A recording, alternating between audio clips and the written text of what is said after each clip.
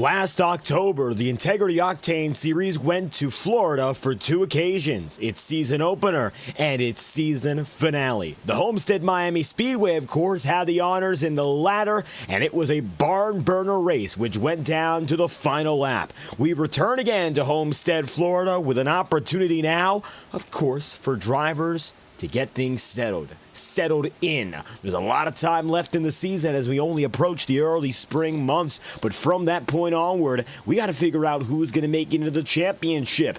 Ethan Lane, the winningest ever OCTANE Series driver with now 15 in his extensive catalog of wins. He just put down another last week. As the OCTANE Series returns to competition for its sixth race of the year, we are back in Homestead, ready to get back to work as we go under the Floridian sun for a 200-mile feature event. Welcome back live on FTN. I'll be your host for tonight's broadcast. I'm David Kreutz, commentating and producing. It is wonderful to return to this venue, a track that is a fan favorite and a driver favorite, and it's been that way for quite a while. And of course, with how it's raced and with these cars, we're hoping that legacy will continue. We've gone now to the Homestead-Miami Speedway a total of 3 times in this series' existence.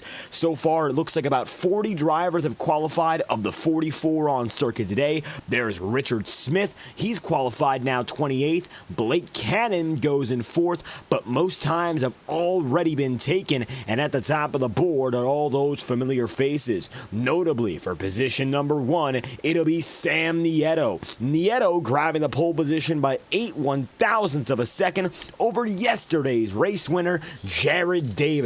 Nieto's quick time, a 32.816. Nieto gets the job done, takes his first pole position of the year. He was great with qualifying in 2023, and it looks like that's coming back to work once again. And a strong start tonight in Homestead could go a long way at a track often determined by track position.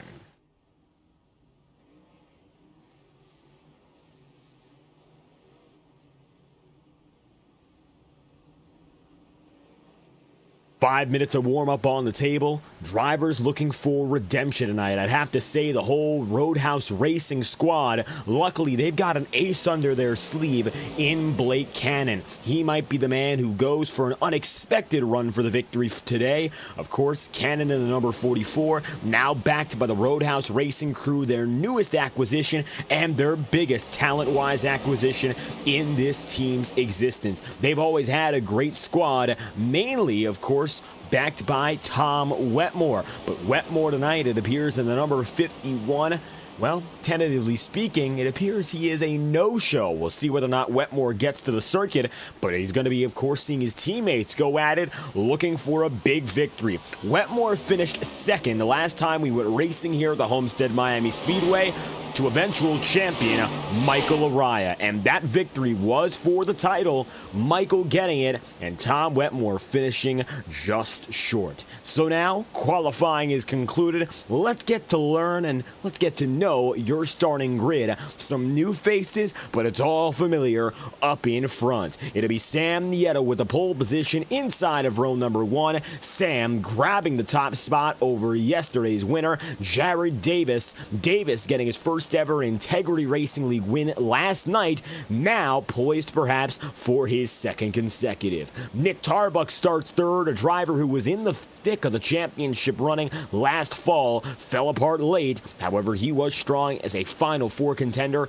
in both the Monday and Tuesday night series. Fourth place goes Blake Cannon in the 44. Ethan Lane rounds out the top 5, and Brian Yazik goes 6th place. 7th is your Next Level Racing brand ambassador. That's Cody Smith. You'll have 8th for Bobby Keith, 9th for Michael Stroll. Brock Potter rounds out the top 10, and Paul Mikolajczyk in the number 77 then goes just behind. Potter in the number 14 machine going to find himself running strong, of course. Potter qualifying 10th. Paul is 11th. Ryan Bean goes 12th place. 13th place on the order will be Brad Patton. Patton coming off a series of admittedly misfortunate races, and he's looking for a big recovery tonight. Nicholas Ward will find himself just after. That's for 14th. Kevin Bernheimer's 15th.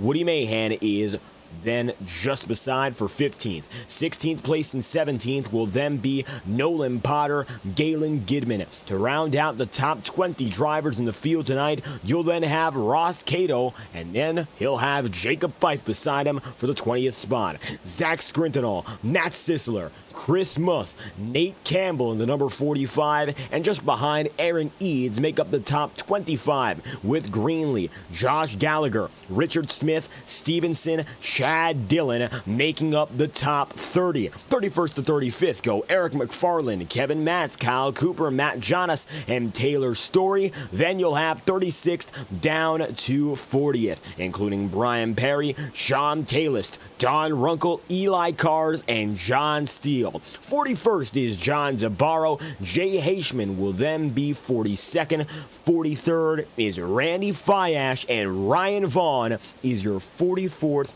and final driver tonight. Another stacked field, more than 43 once again, keeping the good times rolling as drivers are set to go and fight for the win. This is the Homestead-Miami Speedway, and it's about time we get back to work from Florida. Sunny skies here in Miami, and it looks like that's going to be the trend all night long. Last night in the Kentucky Motor Speedway, it was admittedly a little dim. Luckily, it looks like the lights have turned back on, and that's the light of the sun today. There's Michael Stroll returning in the number 8.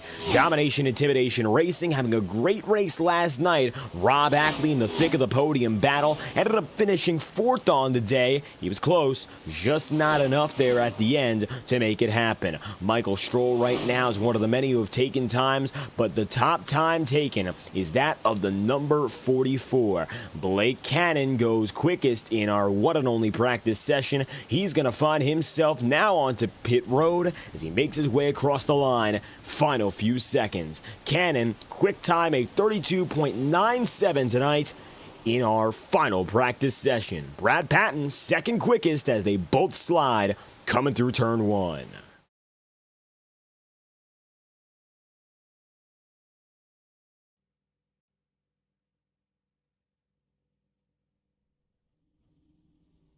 "134 laps, 200 miles. It's a very traditional race length, and we've gone through quite a few good intermediate races as of late. Ethan Lane getting the job done last week. Jacob Fife, of course, winning in Atlanta. And Sam Nieto now looking to hope, of course, in joining that train of new race winners for 2025. 2024, after finding himself a 3-time race winner in the season prior, Sam Nieto went winless. And now he's looking for an opportunity to redeem himself and find a way back to victory lane, something, of course, which proves to be quite the challenge when you have 40 very skilled drivers on track on a weekly basis.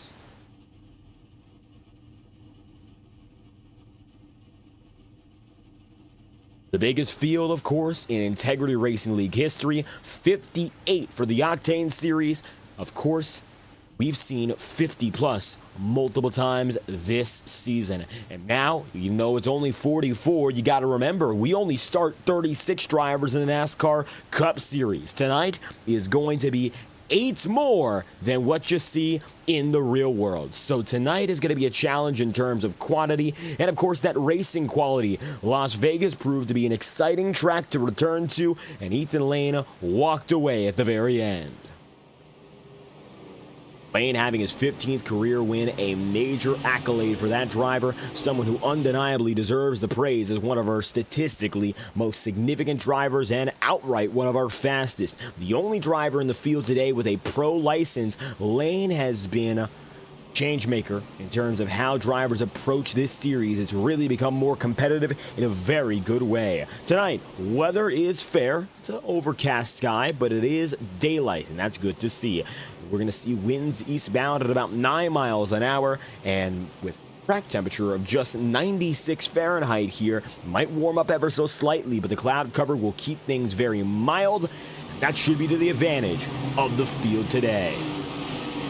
iRacing official pace car descends upon pit road. Sam Nieto, for the first time this season, has control to get things started. Lane is coming off his record 15th win. Now tonight, Sam looks for his first this year. Green flags out. Welcome back to Miami. We're here not to crown a championship, but again to crown a race winner from Homestead. Leader Nieto goes around. Cautions out for Sam Nieto. Your pole sitter is the cause of yellow number 1. Everyone else gets away, but Sam, loose, brings out the caution. Take a look at this. Number 2 into turns 1 and 2. Loose on his own, minor contact from Nick Tarbuck up the track, rest of the pack went, but nobody else getting involved with any more contact. Sam Nieto, the lone victim, as you see in the back of the field. Unfortunately, that's going to send him all the way to the tail outside of the top 40. And Sam brings out the caution for the first time today.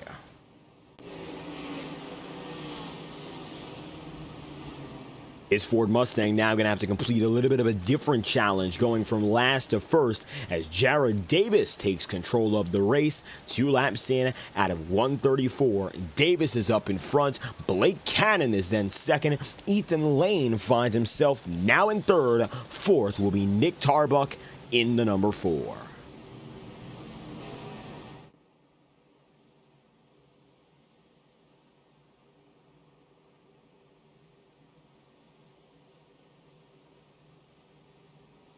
Field is put together again, 2 laps to green. It looks like a majority of the pack deciding not this time around to go to pit road. Such an early yellow flag, not giving much a reason to go for an alternate strategy call, and it looks like everyone is in agreement this time by just stay out on the circuit. Last night we saw a 10-lap run make the difference in a 120-lap race. Drivers went in early and tried to switch up the strategy. Eventually we had a caution late with some 20 laps to go. And while that changed the pace of the race, the difference between the guys who were on the first run, staying on old rubber, and those on new tire was emphasized as the long run progressed. Now tonight, with this early caution, still a chance, of course, that the next 60 or so laps go green, but we might see a different way to go about green flag pit stops rather than the way this race started.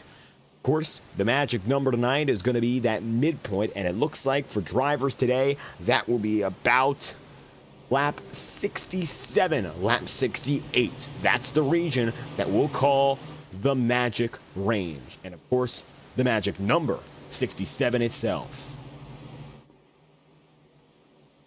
Jared Davis with 1 lap to go takes the race lead once again. Jared led 19 laps last night, all of which coming in succession from 19 to go on down, beating Thomas Bressie and taking the checkered flag. Although Bressie now has the Integrity Ignite Series points lead, he does not have a victory to his name, and a career best finish, of course, for Bressie, winning many times over, a season best now of second, while Davis took his first career win. That's going to elevate him up to the top of the Rookie of the Year standings in the Monday Night Tour. And of course now, a victory tonight might put him in that very same place here again, just for the Octane Series.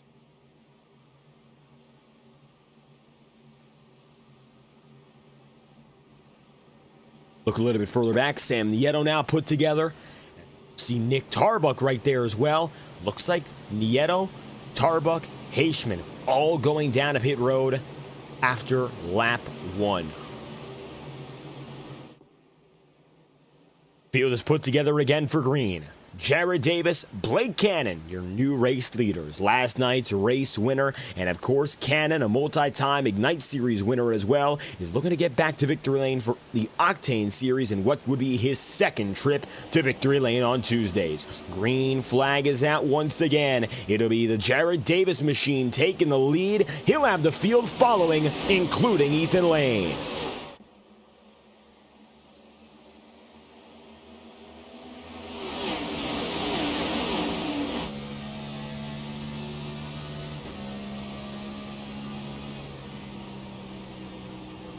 Riding aboard now is Cody Smith.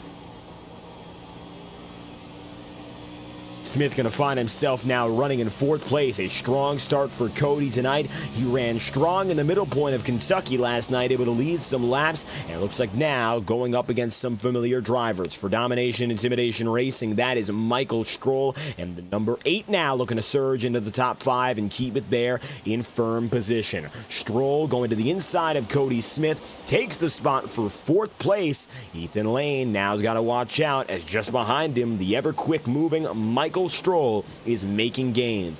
Lane to the inside, already getting himself a victory in this series, this season, proving again what he's got in store, winning in 2023, 2024, and 2025. All 3 seasons so far of the Octane Series, Lane has seen victory lane at least once.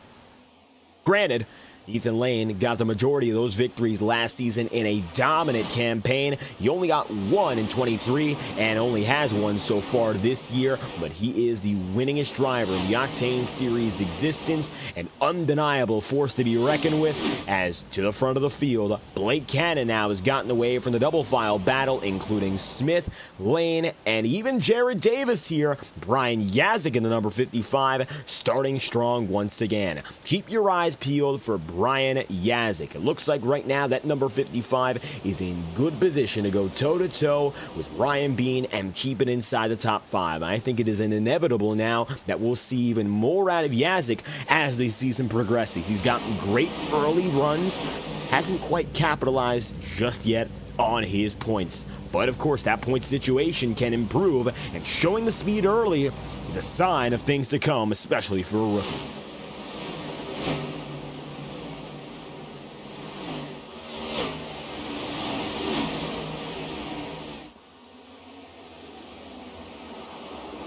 Yazik going to look to the inside now. The number 77 of Paul Mikolajczyk comes through. And now that we're getting into the rhythm, it's about time we figure out who has what it takes. The long term is what we're looking at here. And it's going to be a challenging night for every driver, even those who are veterans, because the last time we went, oh, contact Nicholas Ward. Ward saves it in the 97, and a podium sitter last night showing he's got the speed again today, but he'll be challenged as tagged on that left rear quarter panel. We're going to shoot back a few positions now outside of the top 10, but will have some time to put himself back together. You'll see Bobby Keith, Galen Gidman and company. Not going to be all doom and gloom yet for the 97, but surely getting pressured now. Not good for Brian Yazik. Yazik goes down the track. Major contact. The 55 involved. The caution will fly. Everyone gets away, luckily. Looking to see now what the symbol is on track. No word is given of the caution flag returning, surprisingly. For what a brutal hit it was, it looks like Yazik does not get that saving grace. Watch one more time. Yazik, contact coming down the circuit, and he made that contact with Jared Davis. Davis comes in, hits the wall. Yazik does too, and the call on the field is instead to stay green.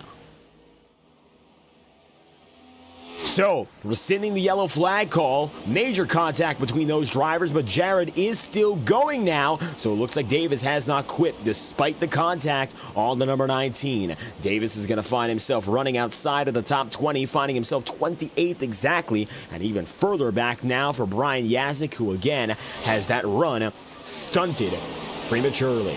Up to the front of the field is going to be Blake Cannon now. Cannon to the point, fighting side by side with Michael Stroll. The number 8 is up next to put a fight now to the 44.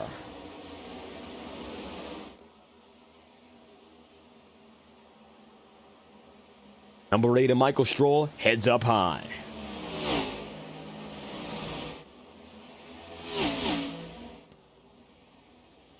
Battle for the lead going to involve only two drivers right now, both of which we saw last night, and Michael Stroll trying to get himself back into that winning rhythm. We mentioned that this year he has the opportunity to go from end to end this season. We're hoping that medical troubles and the like do not harm his season. He's a great driver. He's been with us for several years now, and the Domination Intimidation Racing team leader has been on the service and sim racing as a whole for more than 15 years now, approaching, I believe, his 23rd year with the DIR crew.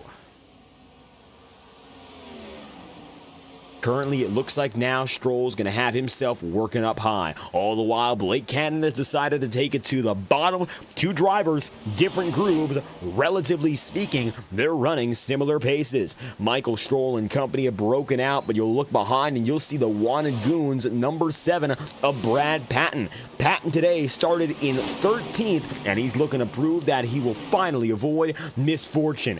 Drivers letting up on the gas. The caution is out now. We're looking to see why. Yellow flag called on the field. And it looks like for the second time today, we are paused. Trying to see just why that's the case. There is John Steele further back. Doesn't look like he has any damage, but Nick Tarbuck absolutely crumpled in that number 4. Let's watch now and see what happened to Tarbuck as he was at the back of the field, and yes, he gets hit heavy. One more time now. Watch this from Nick Tarbuck. He was already running in the mid-pack, and this looks like the battle for about 30th place, give or take, running alongside Chad Dillon and Sam Nieto, and at this point, Nick already had a little bit of that crumple on him. And then contact with Dillon, both come down the track, smoke billows down the back straightaway, and front end contact significant for those two drivers. And that's the ultimatum the field faces. It is now yellow flag number 2. 16 laps in out of 134.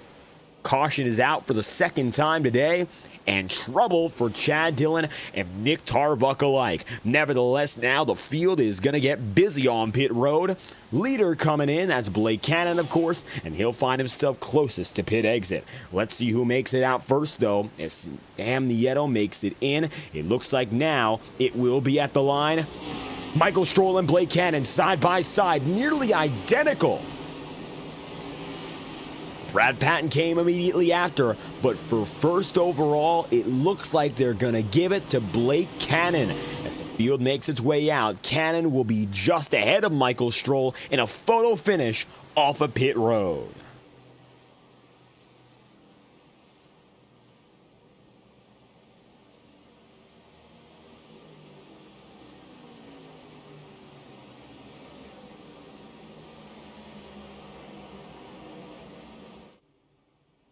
Yellow flags out again. We'll be pacing for about 3 laps here, hoping to come back before lap 20. Lap 20 on the dot looks to be our expected restart time now as drivers pause once again. Michael Stroll going to find himself running in second.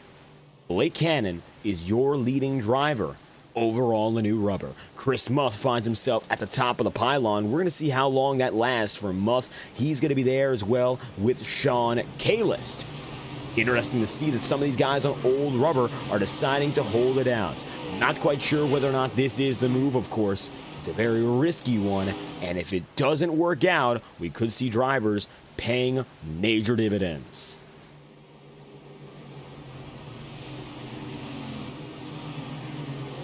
We'll get back at it this time by looking to go for lap number 19. The field is double file once again, and we'll get back to work. Hoping to see the field get green, go back at it, and stay green from here. Strategies are starting to shift as we see the majority of the field head into pit road for the first time tonight. Still some 120 laps on the table, so an opportunity to head into pit road early. Most of the field takes it. Now let's see what they do from here as we are set to get back to work.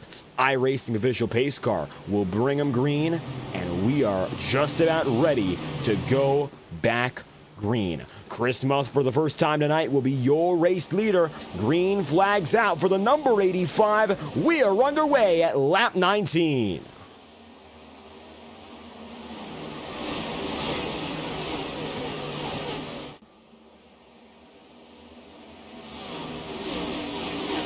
Sean Kalis going to be coming through now with Blake Cannon. They're side by side coming off the back straightaway into turns 3 and 4. Cannon is still right there. Muff goes up to the high side, and again, Chris is going to be on old tire, as is now Sean Kalis. It looks like the advantage going to be in the hands of Kalis in number 90 for now, as he battles directly against Michael Stroll. But Stroll's going to have himself newer tire, and even though it looks like Sean has track position, doesn't mean all too much if he can't hang on to it.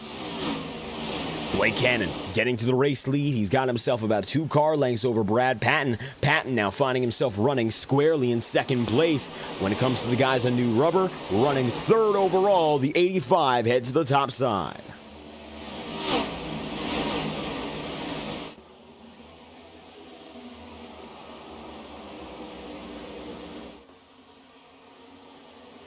Number 44, working low. Taking with him Brad Patton in the number 7. The 18 of Cody Smith going at it as well. Looks like Smith again is hoping to bring that top 5 speed. He had good stuff last night, and it looks like it's transferred over once again. One of the better intermediate drivers Cody Smith has proven to be, particularly at tracks like Kentucky. Now, Homestead is not at all like Kentucky, so we mentioned that only to say that he was strong last night, and he's looking to bring that same energy once again.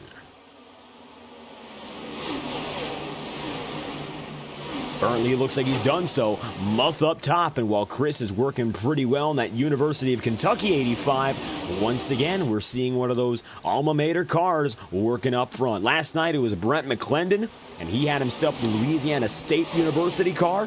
Looks like, again, those university machines running well. The 85 gets up top, though. That's going to give Cody Smith all he needs to take over for 3rd place.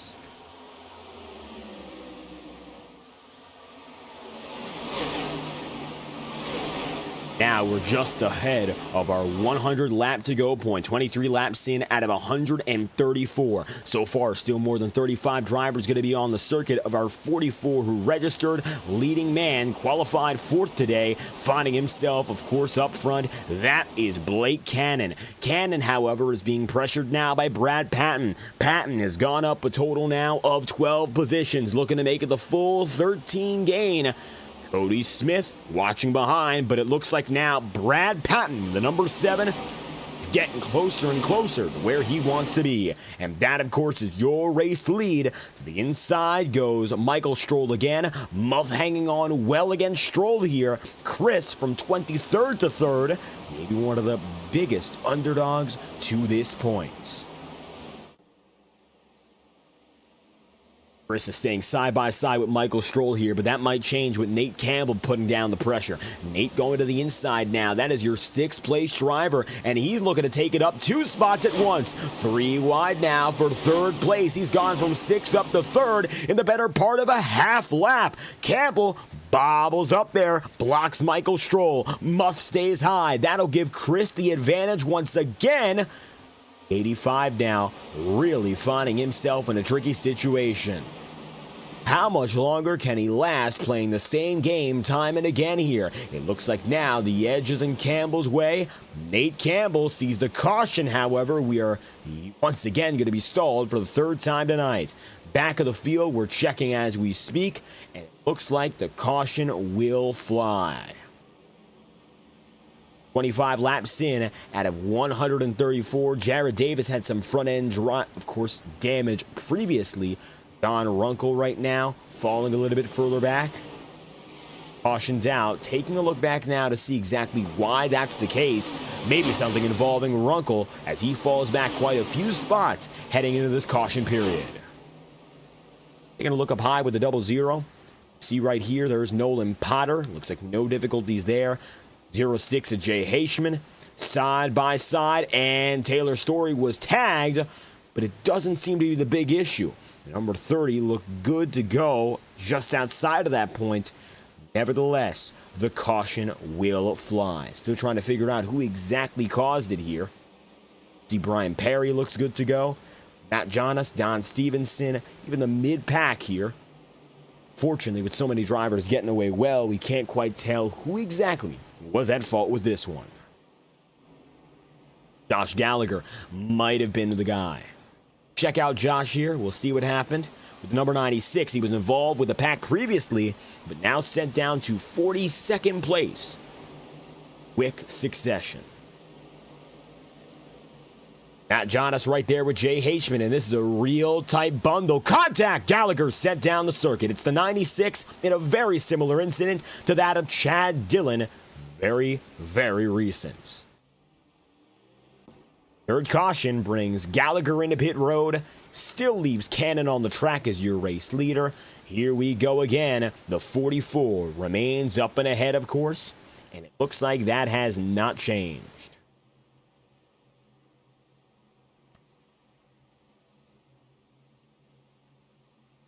Blake Cannon remains advantageous. Brad Patton is second. Nate Campbell is then third. Chris Muth has hung on strong so far, finding himself fourth place. Would love to see now what we can get it at.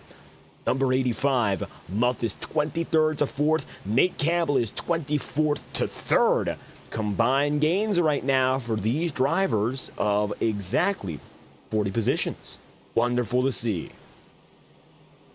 Just because qualifying isn't the strongest for a driver doesn't mean they're slow by any means. Now, it's about time that we get back at it again. Lap number 30 coming your way, this time by here from the Homestead-Miami Speedway. It's going to be your third restart of the day overall. Blake Cannon getting a chance to control once again, with leading rival Jared Davis fading back and Ethan Lane dropping back as well to the tail end of the field. Of course, tail end of the top 10 now. He's made his way up again. It's been Cannon's time to look for another victory. What so far has been an amazing season for the 44 on both fronts. He's looking to break it wide open with a win in Miami. Here we go again now. Advantage 44. Patton just beside him. It'll be restart number 3.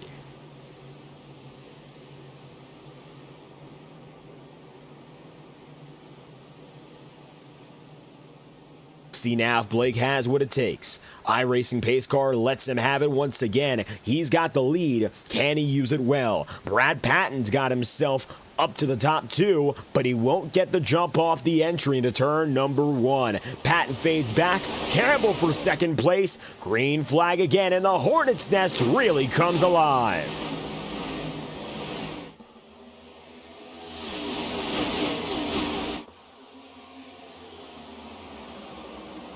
Ethan Lane ducking down low. It's going to be now 3 wide racing. Lane trying to get himself inside the top 5. Muth finding himself 5th. Lane as low as 7th. And the man in the middle, and Ryan Beans, 6th place.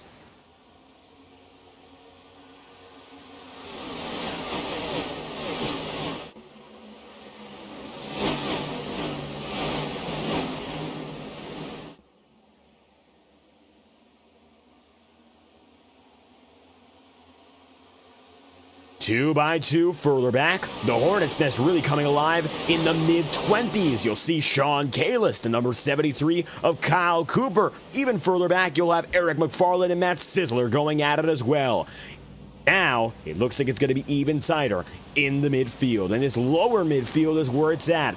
Nolan Potter, you see there in the number 34, Ferrari machine, throwing it back to Steve Park and Dale Earnhardt Incorporated. The DEI guys were always the strongest at the super speedways, but in a very different sense, of course, they pulled it together at these circuits, the mile and a halves, such as Homestead as well. While Park was never able to win at the Homestead-Miami Speedway, of course, the site of the championship race, his teammate, of course, Dale Earnhardt Jr., moving on to Hendrick Motorsport, who had one of the most illustrious runs at Homestead in the form of Jimmy Johnson's 7 NASCAR Cup Series championships, including a victory at the venue in 2016. Nate Campbell now to the high side for the race lead over Blake Cannon. They're toe-to-toe once again. Campbell's got it topside. It'll be now Cannon working low. Nate's got himself the race lead for the first time tonight from 24th up. Talk about a trooper getting himself from the mid-pack all the way here. Cautions, of course, have played out, in all honesty, advantageous to the guys such as Campbell. But for the time being here, it looks like that slow but sure growth is really going to have to come to an end. Nowhere else he can go now but to extend that race lead. Top 10 is going to be largely single file. There's Ethan Lane, the number 6. He is back up into 7th place. And then you'll have Zach Scrintinol, who is in 9th. Brock Potter is in P10. You'll have John DeBarro running just behind in 11th. DeBarro right now looking for an opportunity to get up to Brock Potter.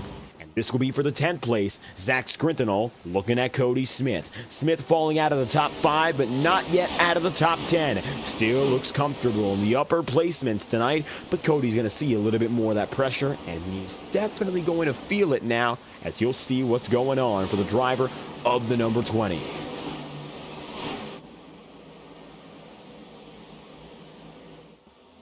Across the line, Nate Campbell has himself a real good lead. It's only 0.4 of a second now, but it is ever growing, and we're looking at this opportunity, of course, as one for further success. Campbell, he told us about what we were expecting of Scott Eckridge when Eckridge came alive and won 2 consecutive wins. But Nate Campbell himself has been no slouch, and we're looking to see the best out of this number 45 from here. Another one of those rookies, and we got to keep talking about these brand new drivers. You've got Campbell.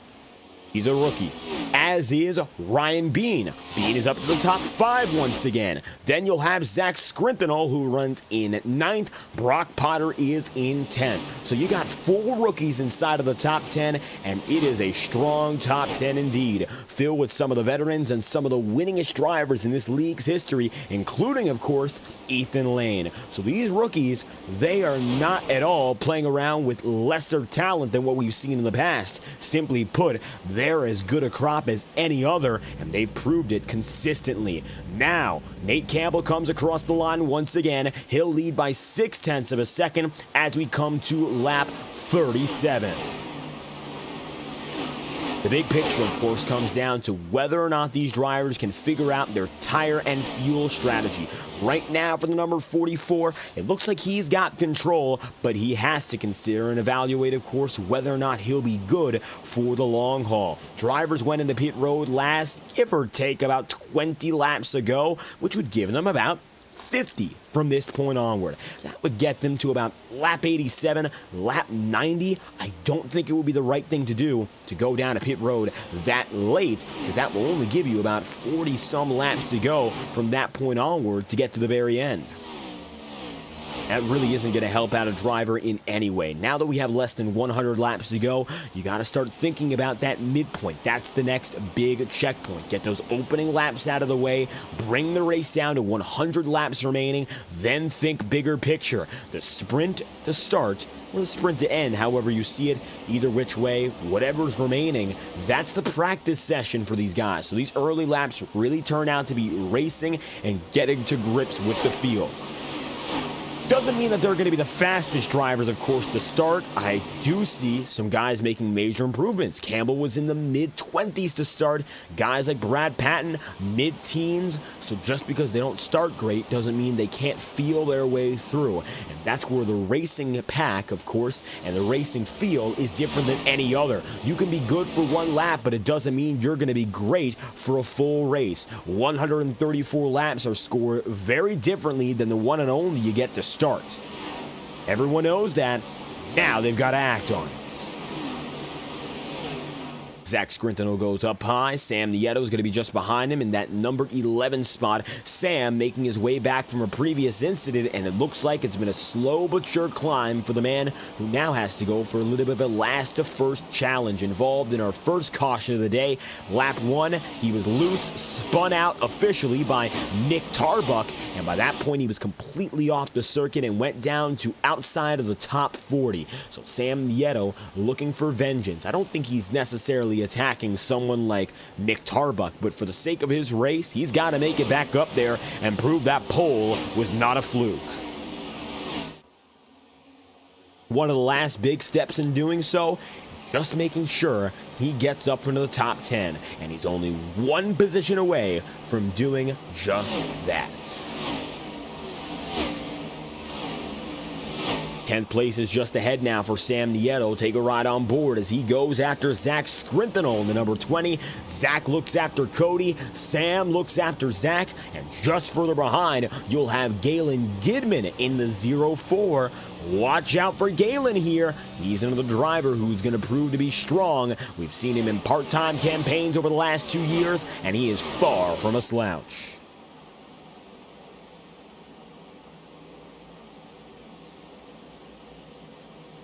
Galen getting a little bit closer now to Sam Nieto. This is for 11th place, mind you. Cody Smith is going to find himself running exactly P10. Sam getting closer and closer to Zach Scrinthal. If Cody can move him back, currently a race lead. It's come to somewhat of a standstill. Kevin Bernheimer was battling closer with Nolan Potter, but it looks like instead the fight has shifted to Jacob Fife and Paul Mikolajczyk. I have to admit, Jacob Fife is not a driver I'd have my eye on for the first half of this race. And I'm saying that intentionally because that second half is when Jacob has given himself so many chances to come alive. Even last week.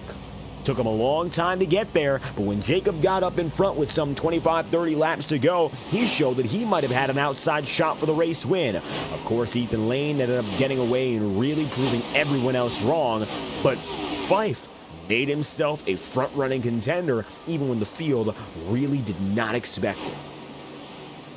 It goes to show, of course, what it takes to really make a successful race in the Integrity Racing League. Not always about that raw race pace, but if you can work opportunity in well, that's where you succeed. And Fife has now done so with his avant-garde two-tire strategies. Taking 2 tires rather than 4, prioritizing track position, and hoping that it works out for the long haul. That has made a great driver out of Fife again, your league owner, and one of the most experienced drivers in this field, an undeniable pick on any given week. When it comes to expectations and blowing them out the water, keep your eyes peeled on Jacob Fife. Now Nate Campbell is going to be toe-to-toe with the number 44, of course, of Blake Cannon. Here to the inside, the Roadhouse Racing driver goes. He's going to be dropping right to the bottom here. And as Cannon heads low, Campbell's got to look out. Nate Campbell again. He's got himself the lead, but once more, he is on defense rather than looking to push up in front. And Cannon is looking to resurge.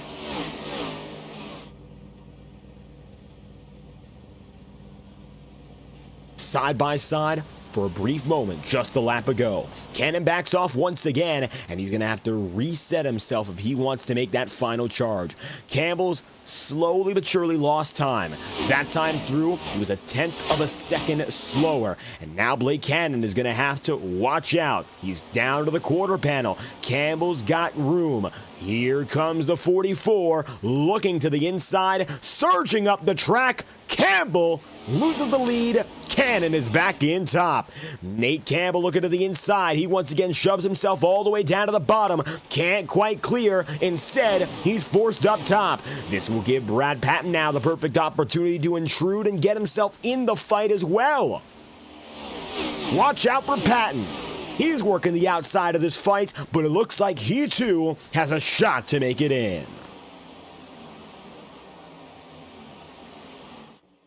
Nearly coming to lap number 50 here. We got a 3-horse race up in front. Blake Cannon looking to get some revenge for a team that desperately needs a win at the Homestead-Miami Speedway. Last season's horrible loss to Michael Araya, while it was of course a well-fought battle by both parties, for Tom Wetmore, it was the difference between a championship and coming just short. And of course for Tom, he brought his best out that night, just couldn't get it done, and what would have been an amazing victory faded from his hands with just 2 laps to go. From that point onward, of course, it was all fair game for Michael Araya. Araya was the man in the 44, of course, last season, and it looks like there's a new driver in town with that very same number, and they're bringing that very same level of performance back to life. Here comes Blake Cannon, and with them Nate Campbell. I gotta watch out though for the third and fourth guys, Brad Patton and even Michael Stroll. Stroll has been running comfortably around fourth place for the better part of this race. It looks like earlier on he was fighting up against the likes of Cody Smith, but while Cody has faded back a little bit further, Michael Stroll has remained consistent, not accompanied at all too much by the likes of his DIR course teammates and often competitors on the racing circuit, such as Nick Tarbuck. It looks like instead the number 8 finds himself alone.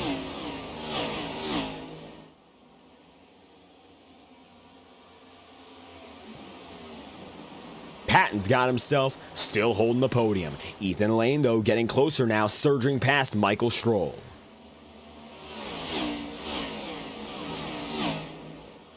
Now Lane is showing that technique of fading back and bringing himself to the front again. It's interesting how much he's relied on it this year rather than outright leading. In 2024, he had very similar levels of pace, of course. He's been one of the best drivers on the sim, but he wasn't really prone to going back intentionally. Rather, he was going for flag-to-flag race wins or battling against Michael Araya or Nick Tarbuck toe-to-toe. Instead, he's taken a more strategic approach.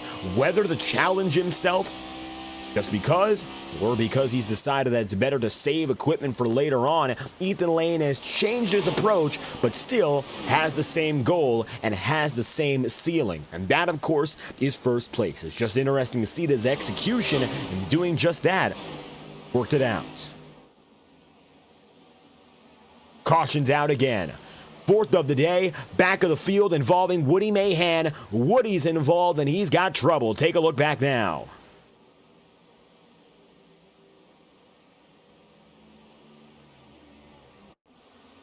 Woody was loose coming out of 4, spins down the front straightaway. Luckily, nobody else gets involved with the 49. And he burns it down a little bit too early.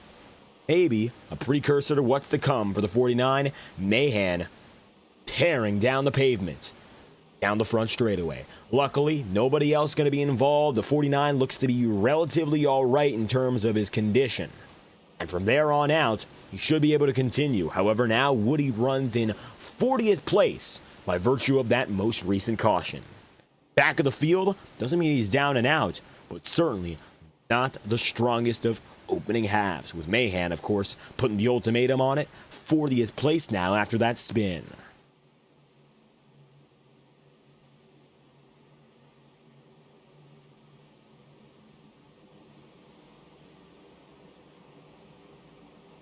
Blake Cannon heads down and in once again. Short stints have proven king today.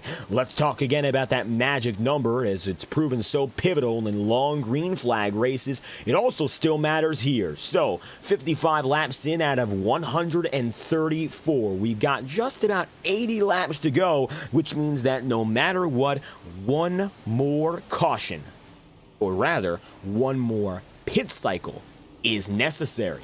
A caution, of course, would help out these drivers significantly, but I'm sure that they would love to have it under green. Blake Cannon beats out Brad Patton, and just after that, you'll see Nicholas Ward, Nick Tarbuck coming through, and it is a hornet's nest on the way out from there. Cannon again gets the edge, and he'll have everyone right behind him. Zach Scrintinol, Nicholas Ward, there's Sam Nieto, but the number 44 is once again back on top.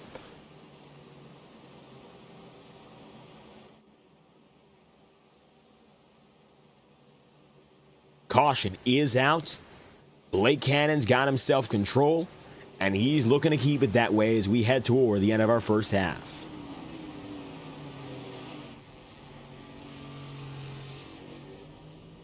With our second yellow flag pit cycle out of the way, we'll have about 78 laps to go when we return green. Pit stops are still going to be necessary as the night goes on here, but the majority of the field has decided to agree on one thing. Why not go in early, keep that good new rubber, and not concern themselves all too much about what's yet to come? Corey Pinkley in the chat shouting out our friend Taylor's story. It looks like tonight, even with some hardware troubles, Taylor has been fighting the good fight. Story with a broken wheel today, trying to get himself up to the front of the field. Taylor is still rolling with us here, and as you can see, he finds himself as your race leader. So Corey tonight, giving a shout out to Taylor's story. It's a tricky race, of course, for him with that hardware consideration, but it doesn't mean the night is over. Let's see what's next for Taylor here as he looks to make his way through. Number 30 on the inside, the 44 on the outside. For the first time today, Taylor Story is your race leader. We'll see what he can do with it here. Old rubber fighting against the new.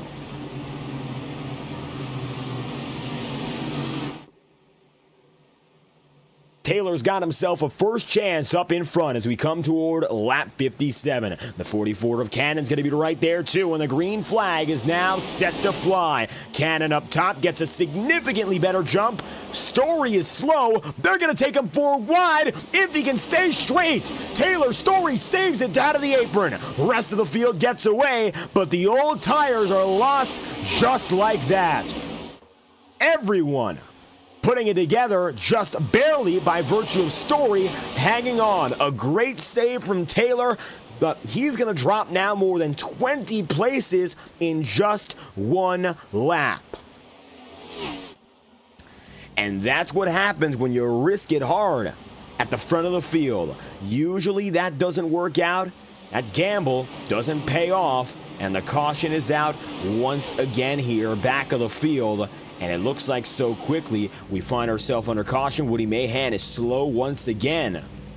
And to add potential insult to injury, let's take a look. Yes, the 49 was drifting for the second time. He drifts all the way through turns 3 and 4, down to the bottom of the circuit. And again, he doesn't get hit. Mahan goes through another set of tire.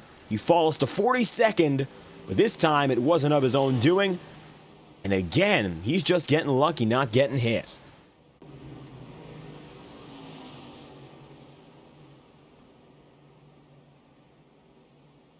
Horrible for the 49. He's doing a great job of somehow keeping himself in this race. He just happens to not get hit each time he gets spun. That's not easy. That's really easier said than done. You might not think that takes skill of any sorts, but for a driver who's been now sent around twice over, the fact that nobody in a 40-plus car field has hit him, quite the miracle for a driver who, unfortunately, needs to go down a pit road again. But minimal damage plus tire.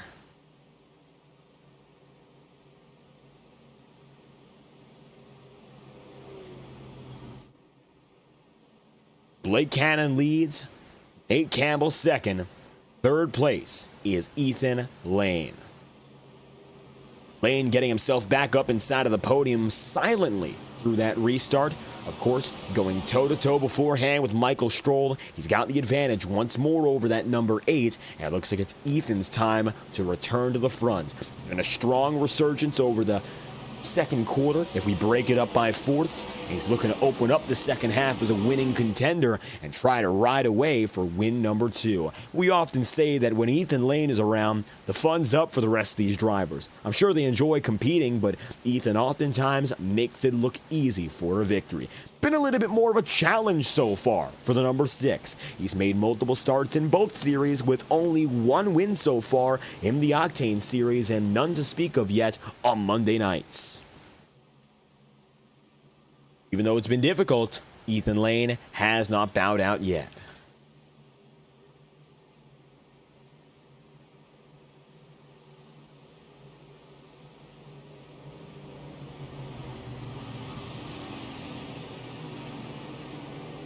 Coming to one lap to go. Brad Patton with a striking paint scheme tonight. It's been very hard not to talk about it, but you see it there at the front of your screen. Almost looks like the Porsche 911 in IMSA. They call it Rexy. And it's going to be teeth on the front. And this grille is noticeable. From the front to the door panel, Patton coming in with a new look. Usually red, white, and black on that number 7 for the Wanted Goons team. Although his teammates haven't shown up all too much over the past 2 years, Brad Patton has really held down the fort and kept his team in contention for wins and championships as he's done tonight. The sun once again brightens the field in the Homestead-Miami Speedway. Let's get back to work now. Nate Campbell and Blake Cannon are getting closer now to your halfway point at 67. A few cautions in between have brought us now to 5 in total.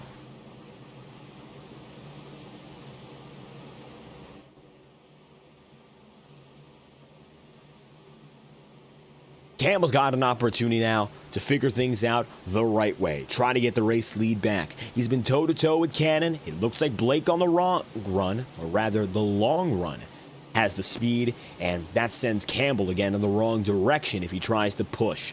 Tire wear has proven pivotal so far. We have seen several seconds of wear over the course of these long runs. That's why drivers have gone in twice so far. With another caution, they chose not to, this time by. Cannon once again gets the jump. He'll bring Ethan Lane right there with him. Green flag is out to the inside. Lane for second. Campbell drifts up the track for third. It's Blake Cannon to the lead.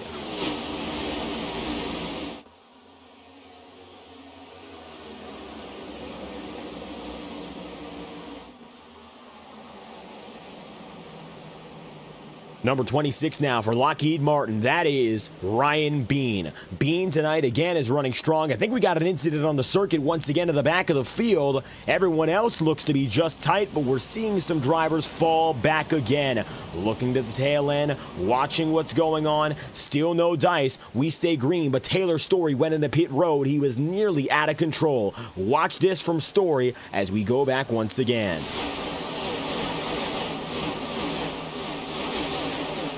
Story here was at the tail end of the field, and previously your leader on that last restart, and you're watching what happened here. The number 30 ended up sliding in, but otherwise the rest of the field kept it there. That was a close call for Taylor Story. Luckily, he'll get out just fine and head to pit road, but it looks like that broken wheel has really caused them a lot of trouble.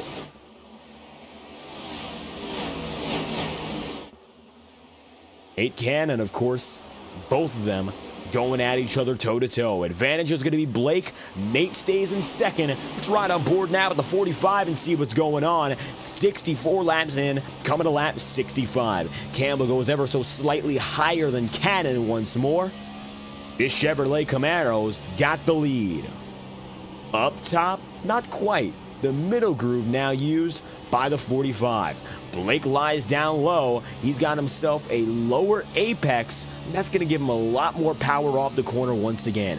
Campbell using the middle doesn't quite get as good a run immediately off, but you could see the draft and working well with that momentum on the high side. That's really what brings him in. Michael Stroll to the ceiling of the circuit. Here comes the number 8. Stroll is no stranger to working the high side, and he is doing it once again. Exciting to see now. Maybe that top groove is going to get fully developed here. The number 7 of Brad Patton lies just below him, side by side once again.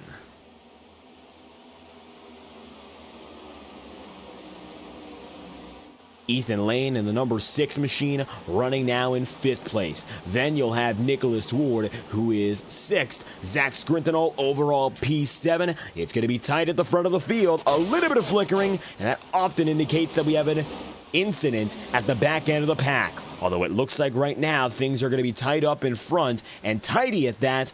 Those back end troubles have been giving us yellow flags all day long. Cannon! Contact with Campbell. From the front end, the 44 dives off of Nate Campbell. Once again, getting away from it, yes, but Campbell getting real close once again to contact with your former race leader. It looks like right now Blake has the advantage over Nate as the field comes across the line once more. Nate Campbell here leads, Blake Cannon down low, Michael Stroll right up top. Taking a look up high now for the number 8 machine, that is Stroll for 3rd again. He and Brad Patton have been at each other toe-to-toe for this spot for the majority of the race, and it looks like they once again are choosing to fend each other off. Michael's got the advantage in the bottom. Caution is out at the back of the field. Aaron Eads, one of those who just saw it, and we'll bring it back to show you what happened. From an overhead perspective, smoke billowing. Eads right now in the 88, he found himself running about 37th at the time of incident. And then you'll see Jared Davis here working with the 82 of Eli Cars. One driver drifting off the line. That was Kyle Cooper. So Cooper bringing out the yellow flag. Watch this.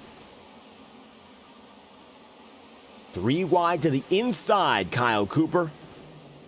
Number 73 down low. They were 3 wide with Richard Smith and Bobby Keith. Keith, contact with Cooper. That sends him down the circuit. Luckily, he drifts down safely. And again, the driver involved in the incident will get away, as Woody Mahan did twice consecutively. This time by, it looks like Kyle Cooper works it out. He'll get lucky in that pit bull number 73. It'll be just enough to continue on under green. Now, Nate Campbell into the race lead, of course, to pit road. Brad Patton decides to stay out, interestingly enough. Blake Cannon, though, makes his way in. Now we're going to watch the field come off of pit road. 70 laps in out of 134. Drivers are pitting right at the magic number, which means, yes, they might just be able to make it from here to the very end.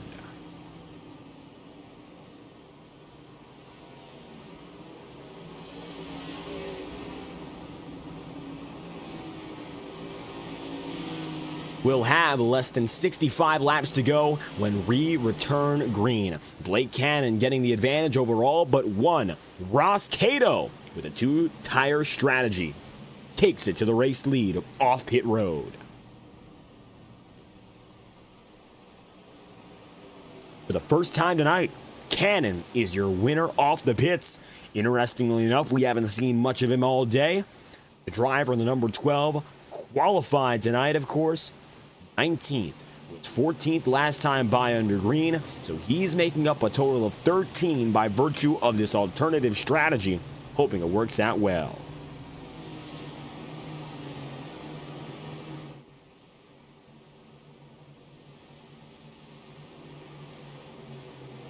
Cato making big gains here, but he's still going to be behind quite a few drivers. Notably Brad Patton, of course, in that number 7. Ethan Lane in second place. Galen Gibbon third. Paul Mikolajczyk, Kevin Bernheimer.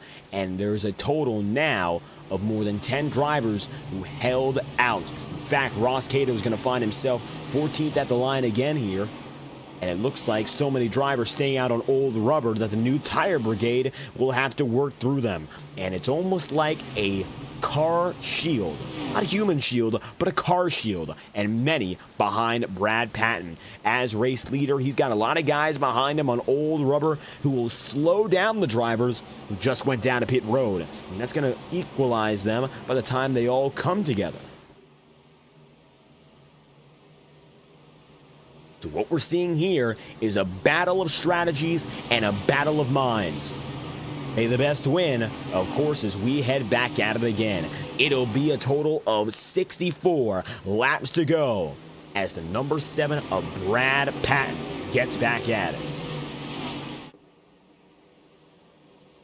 Patton, door to door now with Ethan Lane. Those two giving each other no slack on the high side. Green flags out again. Brad Patton with the edge.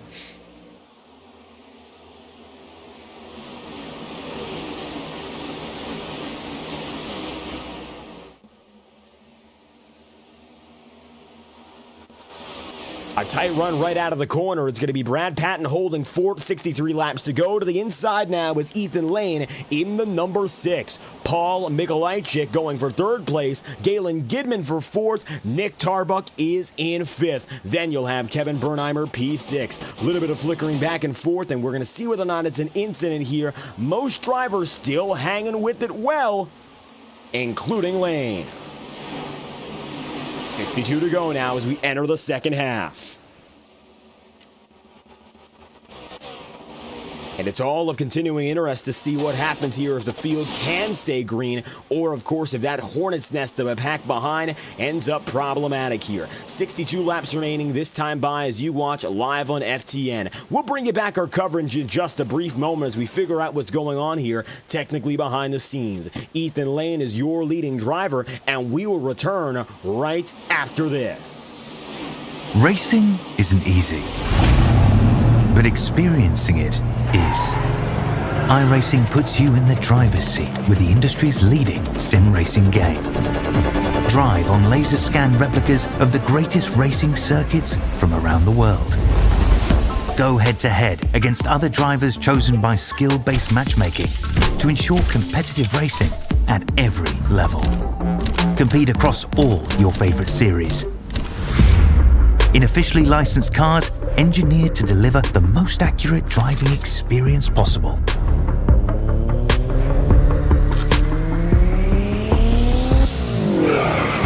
Join a race or host your own with players from across the globe.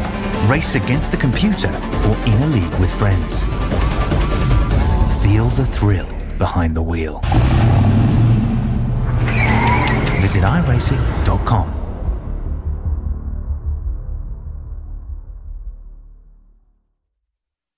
This message is brought to you by the rebrand of Throttle Graphics and Designs. This publication may not be reposted without the authorized written consent of Throttle Graphics and Designs. NASCAR Camping World Ford F-150. NASCAR Xfinity Ford Mustang. NASCAR Cup Series Next-Gen Ford Mustang. Arca Menards. This has been the publication of the redesign and rebranding of Throttle Graphics and Designs. This message may not be reposted, republicated, or rebroadcasted without the authorized written consent of Throttle Graphics and Designs. Thank you, and thanks for your time.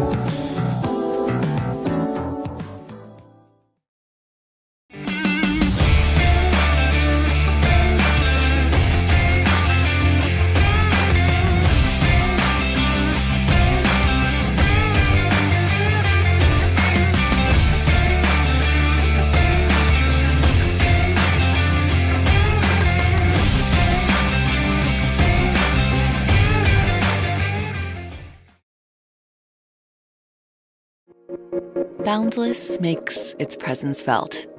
It will not be ignored. We're helping turn ideas into reality with a wealth of building products that take every architectural style to the next level. This is what it's like to imagine, build, and transform anything we want into exactly what we seek.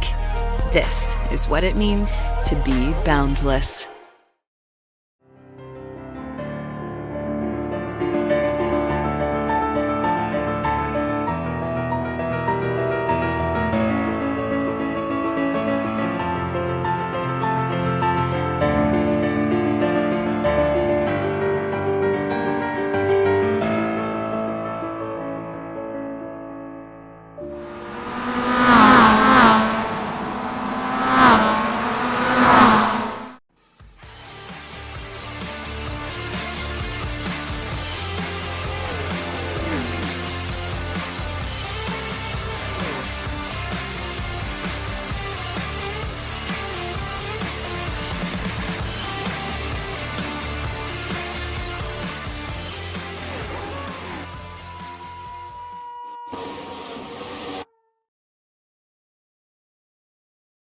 Welcome back to Homestead-Miami Speedway, and right now we're coming toward, of course, the tail end. As it stands, drivers are on to lap number 81 of 134, so now we're right there, 54 laps remaining. For the rest of the night, thanks to those technical issues, we're hoping not to go to any other commercial break for the rest of the day, which means you'll be with us for non-stop coverage from here until the checkered flag falls all night long. Thank you for your patience on FTN Broadcasting as we continue our coverage of the Integrity OCTANE Series here in Homestead. The battle for the race lead, well, we caught it at a great time because it's still as fierce as it gets. Leader is now Ethan Lane. Blake Cannon is right behind him.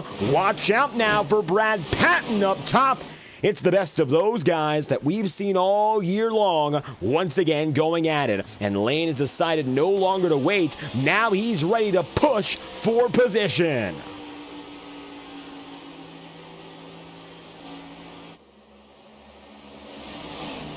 Brad's got himself up to second place for the first time tonight, of course. He got himself a chance up there in the top two. Fell back quickly to third place. That's going to give Lane and Cannon again the slight advantage.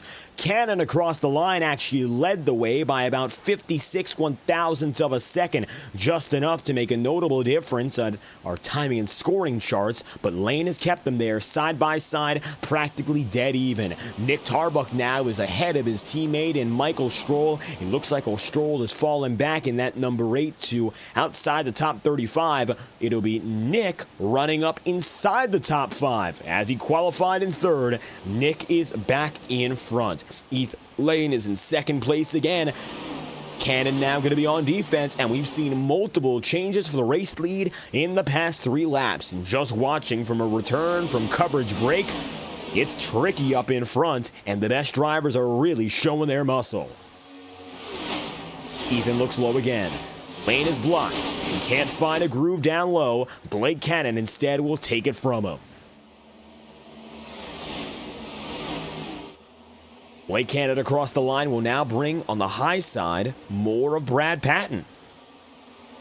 Patton, in that number 7, has tried to find the best way to go about things. It looks like he's been quick on the high side, but that really hasn't gotten him room to go out there and make a pass for position. That's the most problematic part of all. While he's fast coming down the straightaways, yes, down the corners, he really doesn't have much of anything.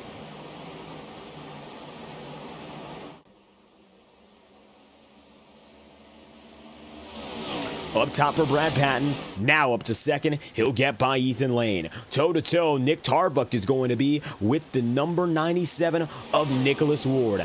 Now you're starting to see battles in the upper mid-pack that aren't just for the race lead, although coming back from our restart, it was rather stagnant. Ethan Lane has gotten away in his number 6. And it looks like that Ford Mustang now going to drop to third. Patton goes, ducking to the inside. That's the number 7 for P1. Cannon is up top, brushes the wall, and he's going to skate through the wall all through the exit of Ford. That'll drop him a position at the minimum.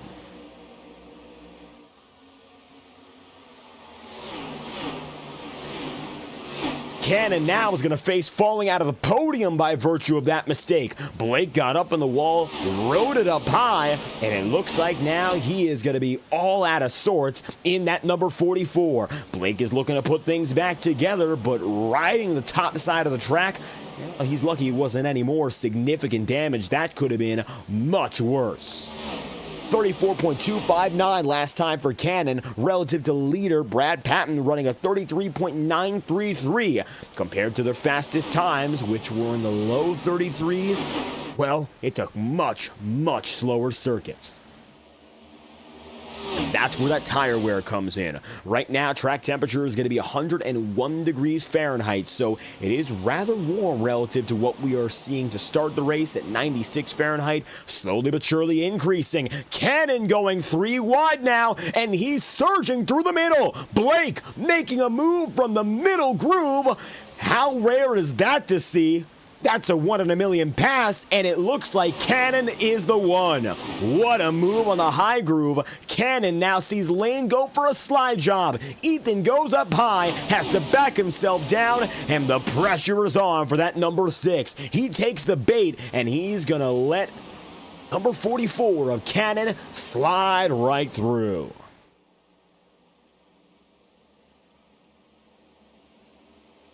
Ethan gets up on the wall as Cannon did just a few laps ago, and it shows that mistake was not a race ender. Side by side again for the race lead.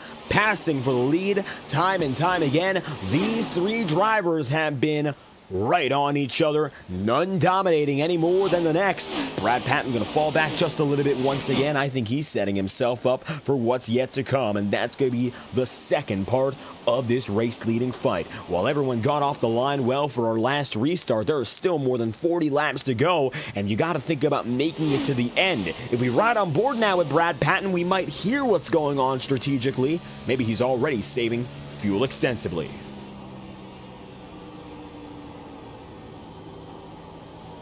It sounds like that's not yet the case. Clutching and coasting is the best indicator of what's yet to come. And for Brad Patton right now, it looks like he's still putting that power down through the corners, whereas when a driver is very desperate to hang on, well, that's when you start hearing nothing, especially through the entries of turns 1 and 3 at these mile-and-a-half tracks. When drivers slow down, that's when things get tricky.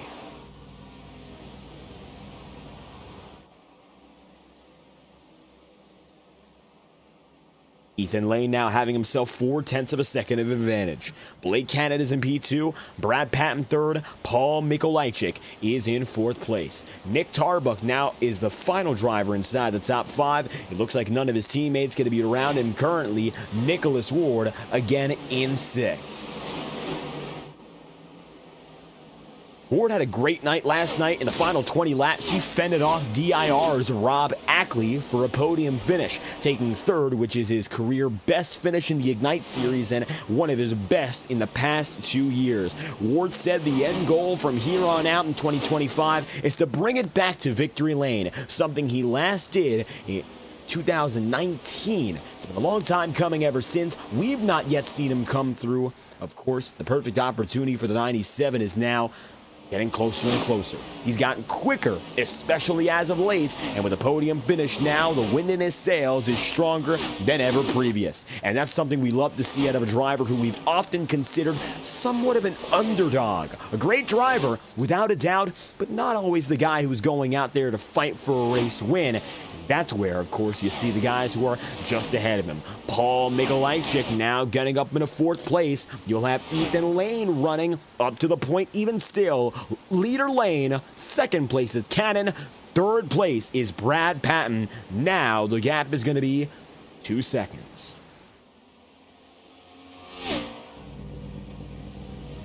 Ethan Lane, even with some of that front scuffing you saw there on the cosmetic hood, it looks like in that front grille as well, he is doing just fine. Scraping the wall once again, but he is bad fast. I think that high groove is really coming in for Lane now. Take a ride on board. He is ripping the top. And this takes another level of talent to do well. That's where some of that scraping off the side is completely justifiable. Because if a driver can work that top cushion, they will be unstoppable. We see drivers like Tyler Reddick or Kyle Larson try to do this. And this is the biggest challenge of the Homestead-Miami Speedway. If you do it well, it might just be a win in the bag just like that. What you might see at the top of those corners there is that darker groove of rubber. Cautions out back of the field. Richard Smith is involved. Take a look at this. Looks like Smith going to find himself in trouble now in the number 23. Yellow is out with 39 laps remaining. Richard going to get slowed down significantly. It looks like he was far behind the majority of the pack, but at the time of incident, he ends up dropping a little bit further. He's there with Kevin Matz, trying to see whether or not that was anything intentional, of course. Smith was slowing down as he makes his way down and in onto the apron. Looks like he just came down by coincidence. There's the contact involving Matt Jonas. Take a look at this.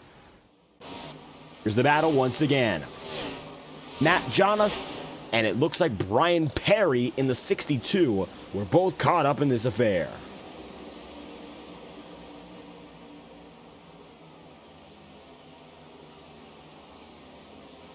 The number 62 came down the back straightaway ever so slightly quicker, just behind. Of course, still some more drivers making contact. The 62 Perry was catching up to Chris Muth. At the time of incident, Jonas went low, Perry was high, they met in the middle. That sends the 62 multiple ways, and that's the yellow flag. It looks like at that brief moment, Perry ends up in the wall and involved with Cody Smith.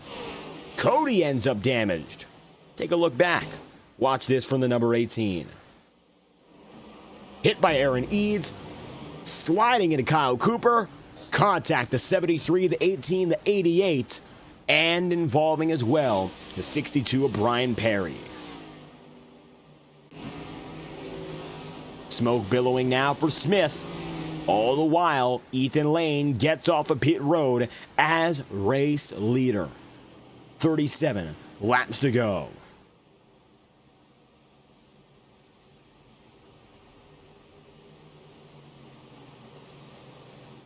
So now with this final pit cycle coming through, this should be it. And that's where it comes down to, unless there's any damage or there is an overtime finish, something of that sort, we're really not expecting to see anyone head down a pit road.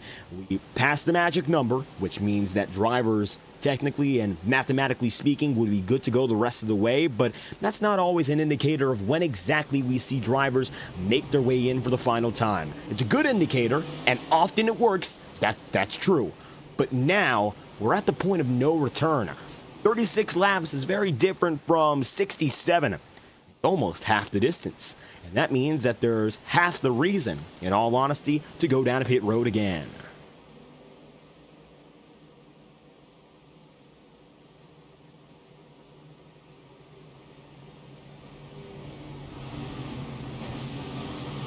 Two by two. Lane, Patton, Cannon, Mikolajczyk. That's the, of course, front four. Fifth place now, you'll see Ross Cato again. Cato has been using pit road as a weapon to get back up in front, and it looks like he's doing a pretty good job of doing just that once more. Great to see out of Ross Cato, a driver who made his business, of course, fighting for a championship in 2023. While he didn't do it in Homestead, he capitalizes at these types of tricky ovals, no matter their type, and he's doing so once again. And it looks like that consistency is key, no matter the track type. Green flag is out. Ethan Lane gets it going. Brad Patton and Blake Cannon side by side, but there's only one at the front of the field, and that is Ethan, now with 34 laps remaining.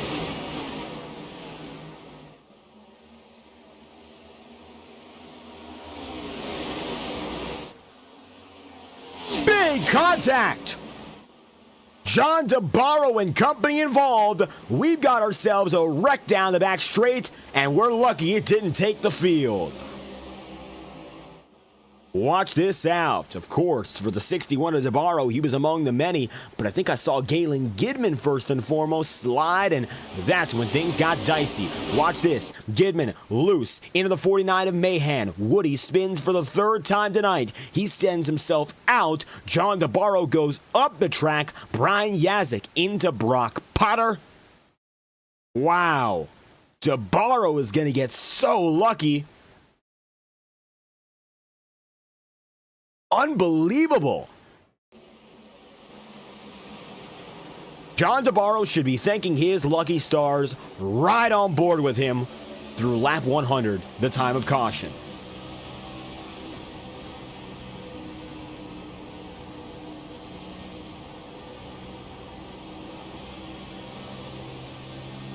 He gets spun, but everything else is a miracle. Front side, back side. He doesn't get hit.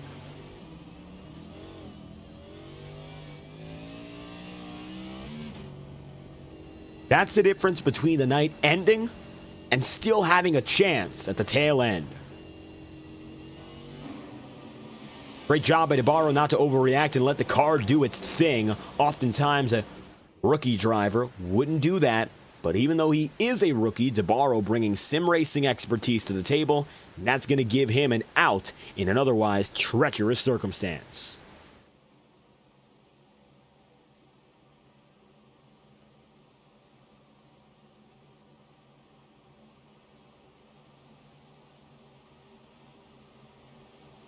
Cody Smith careening down the back straightaway here. He's getting himself some laps back. Cody in 38th after qualifying 7th, and he had himself as high as 3rd today. At podium speed, undeniably, it just looks like tonight a little bit of bad luck on his side. That's been the tricky part. Speed again, he's got the pace, but now he's got to work things out and finish things off.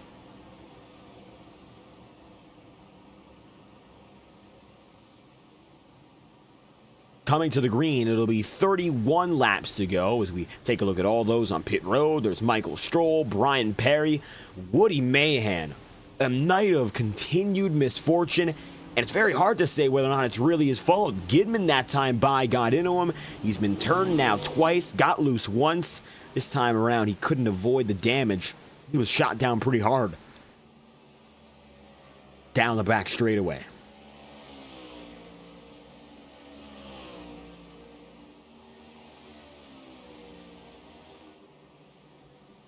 Ethan Lane, Blake Cannon, Paul Mikolajczyk, Brad Patton. All up front again. Watch out for Ross Cato. I'm still very interested in seeing what he's got left on the table tonight.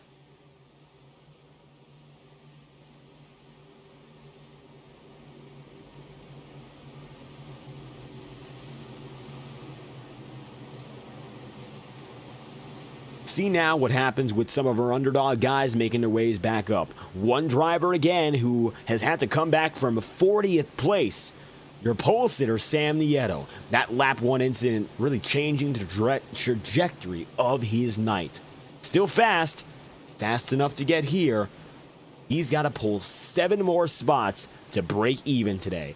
That's the hardest job of all for a pole sitter, breaking even with your qualifying placements. And it looks like, again, that challenge has been overwhelming. But it won't be done tonight until the checkered flag falls. Lane with 31 laps remaining gets away again. He's got Blake Cannon behind him. Here we go into turns 1 and 2.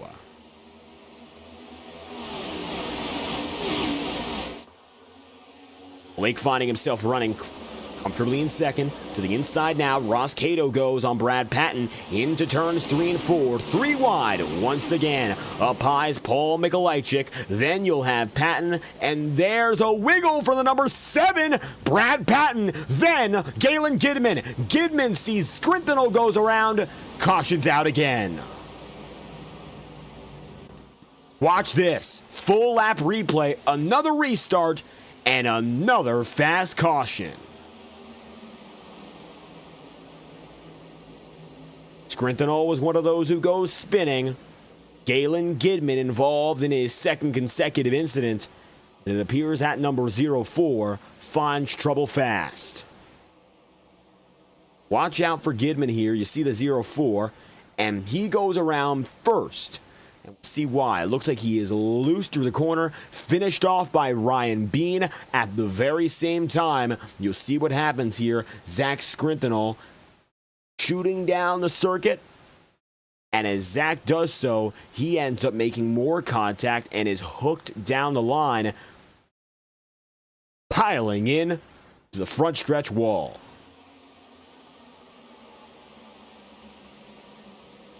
Galen Gidman ends up on pit road practically immediately after the fact. Yellow flag is out, and now we'll take a look up front. Ethan Lane leading with 29 laps to go now. Gidman retiring as a result of that most recent wreck.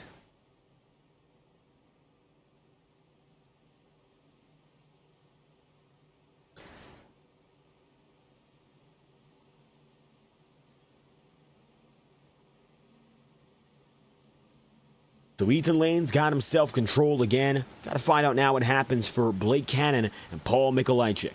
2 drivers who have been keeping the number 6 honest all night long. In all honesty, Ethan Lane has been the comer-upper rather than Cannon. Cannon has found himself a bit closer to the front of the field the whole night.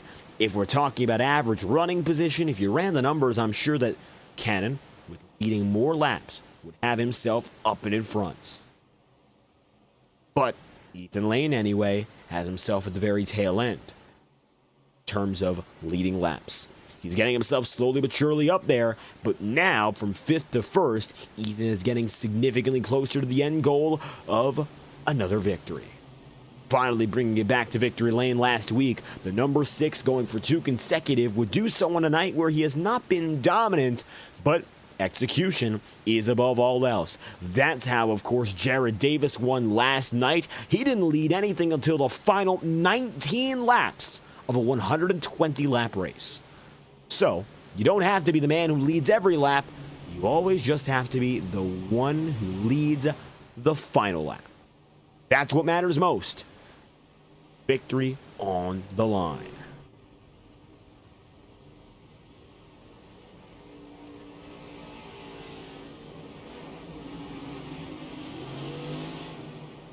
1 lap to green, 27 laps to go. We'll head back at it with only 26 laps left here from the Homestead-Miami Speedway.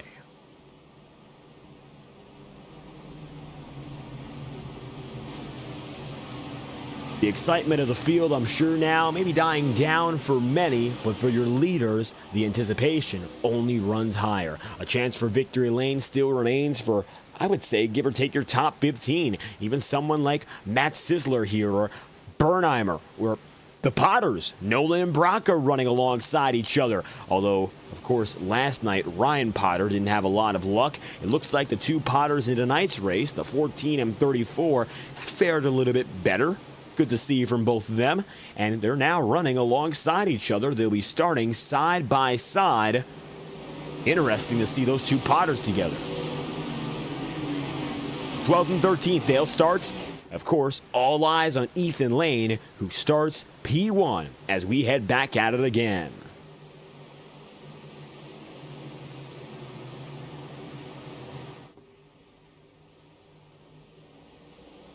Ethan Lane gets the jump. With him, Blake Cannon. Green flags out, and the number 6 gets the way, but Cannon will keep him honest. The gap is less than a car length into 1 and 2.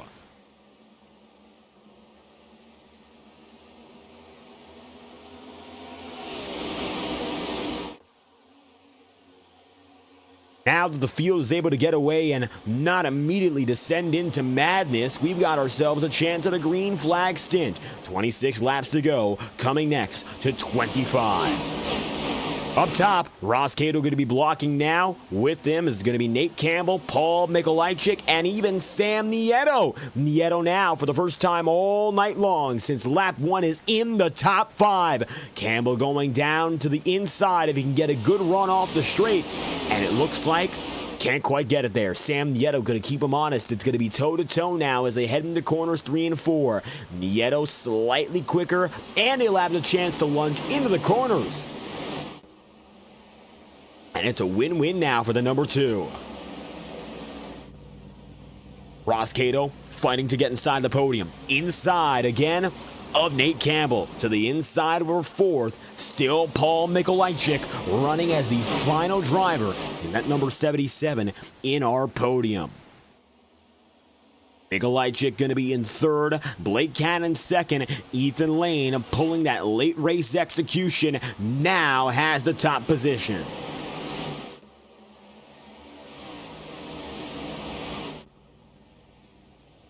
Lane 0.4 of a second up. Then you'll have Cannon running 2nd. Blake has himself 0.2 of a second. Caution is out. We saw a flicker down the back straight, and it looks like one around, multiple around. Brian Perry involved with Richard Smith across the line. Take a look at this. Zach Scrintinol will retire as a result of this incident, but it looks like it starts ahead of him, including Richard Smith.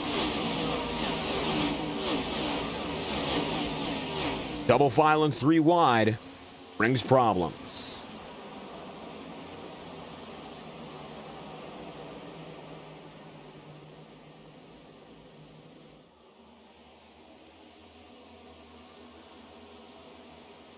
Smith sent up the track, contact with Eli Cars. That ends up bringing multiple around, and it's going to be Richard Smith collecting Zach Scrintinol. And you see there ahead, Galen Gidman drives low. Scrintinol immediately down a pit road. Randy Fiash ends up catching a piece, and the caution is out. They're going to leave just behind them there. You might have seen one more on the circuit. Nate Campbell will get away in 5th, and the field is frozen again. Having less than 20 laps to go, we return green. Ethan Lane, your race leader.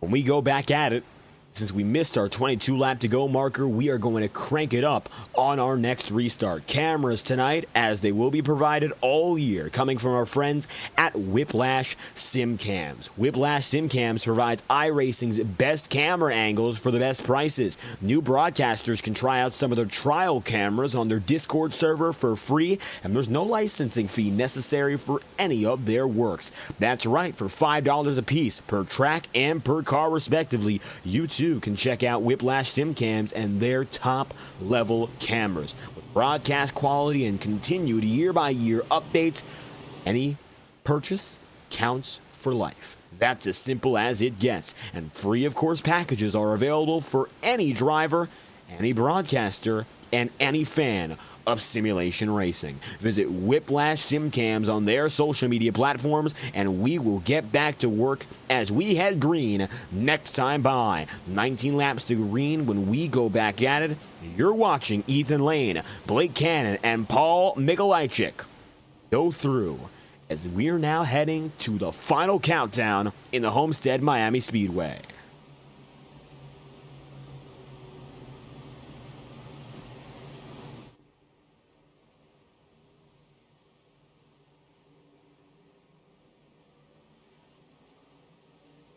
One lap to green, lane low, cannon high, Paul Mikolajczyk. Now finding himself on the second row down to the bottom. Woody Mahan in a night filled with some misfortune. Of course, misfortune. Ends up out of this race, he just retired.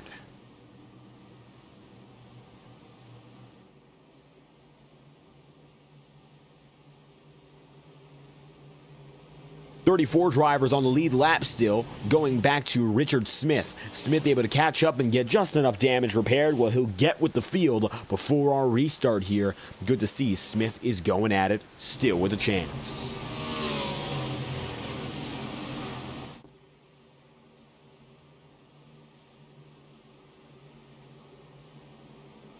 One to green. And now less than that. It'll be only 19 laps. As it was last night in the Ignite Series, that's the distance we have under green. Unfortunately, it's taken quite a few yellows to get to that point. This is our 8th of the day, and it very well could be our last.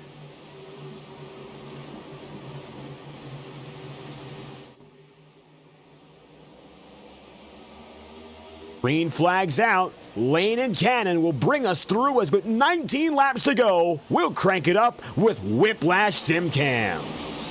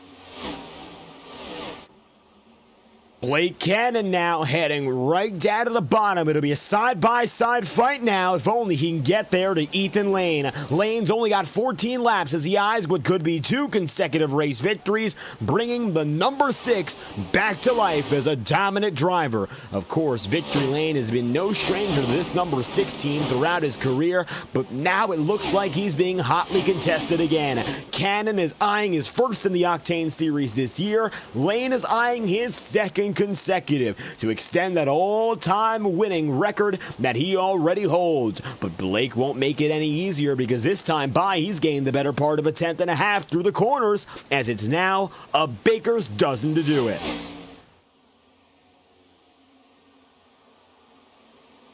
Ethan Lane up top, still trying to work that high side. Across the line, the gap was .283. That is 283 one-thousandths of a second. And coming down the back straightaway again, 2.5 tenths of a second. It looks like Cannon off the corners is getting stronger, but Ethan Lane still holds the edge, making it through the straightaways. And that minor advantage should be enough for Ethan Lane to hang on for the victory. That, of course, comes down to if we stay under green and if Blake Cannon doesn't get any quicker, which neither of which are a guarantee. Right now, it really could go either way. Nate Campbell running in third. Then you'll have Brad Patton fourth. Ross Cato fifth. Sixth place is Jacob Fife. Fife now has a shot for a top 5, but Ross Cato is there too.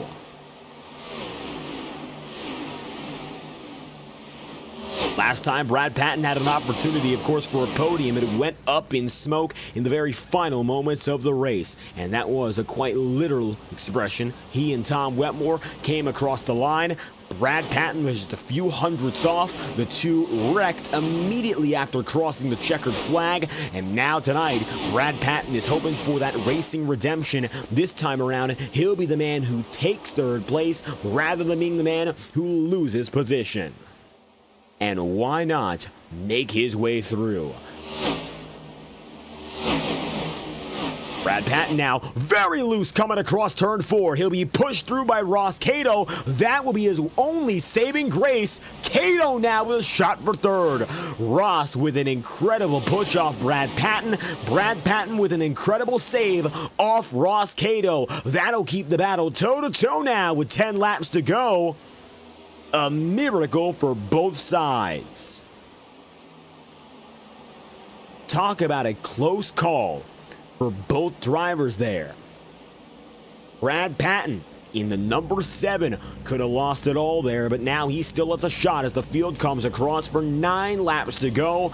It's now going to be a sprint and a mad dash at that for the podium. Nick Tarbuck getting himself up into 6th place. Brad Patton, Nate Campbell, of course, Ross Cato, Jacob Fife, even now Paul Mikolajczyk, who runs behind this brief hornet's nest.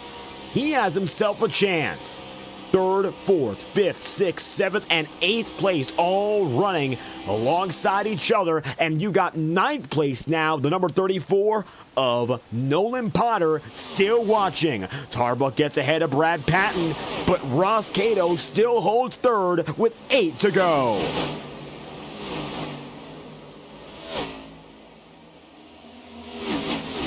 Ross Cato, the fact is now that 19th up to 3rd has made it another incredible day. Ross Cato often has those 1 or 2 races a year where he really shines, and he's proven time and again that he can do that in the clutch. A top 10 driver consistently throughout 2024, runner-up in the championship in our inaugural season. He is a force to be reckoned with when he comes out to play and gets it all together. And it looks like earlier than last season, he has that top 3 chance, but now he'll be taking 3 wide up top. Jacob Fife in the middle, Brad Patton down to the bottom. They'll hit each other. That gives Cato 4th, but Nick Tarbuck now has 3rd. Cato's going to have no choice now but to use the higher groove, whereas Nick Tarbuck has himself the bottom. The low side looks to be advantageous now when it comes to position. Tires are starting to squeal, but track temperature is lower, coming down to an all-time low today of 93 Fahrenheit. And that should be good enough for the field. Jacob Fife running now 6th place, coming across the line that time by. It looks like 4 drivers realistically have a chance at making it happen. Not going to be easier for Fife nor Ross Cato to make things work. Right now, the two of which are running behind Nick Tarbuck again. It looks like the ball is in Nick's court with 5 laps to go. Take a look off the back end of the number 4 here. Jacob Fife has now got himself an outside chance for the podium again. At these 1.5 miles, Jacob Fife went from a major surprise that was in Atlanta to, of course, unexpected, but figures he'd have something in him last week in Las Vegas. Looks like Jacob is really just coming to his own. I don't think we're going to be doubting him any longer. He's 4th place now with 4 laps remaining as the field comes across the line.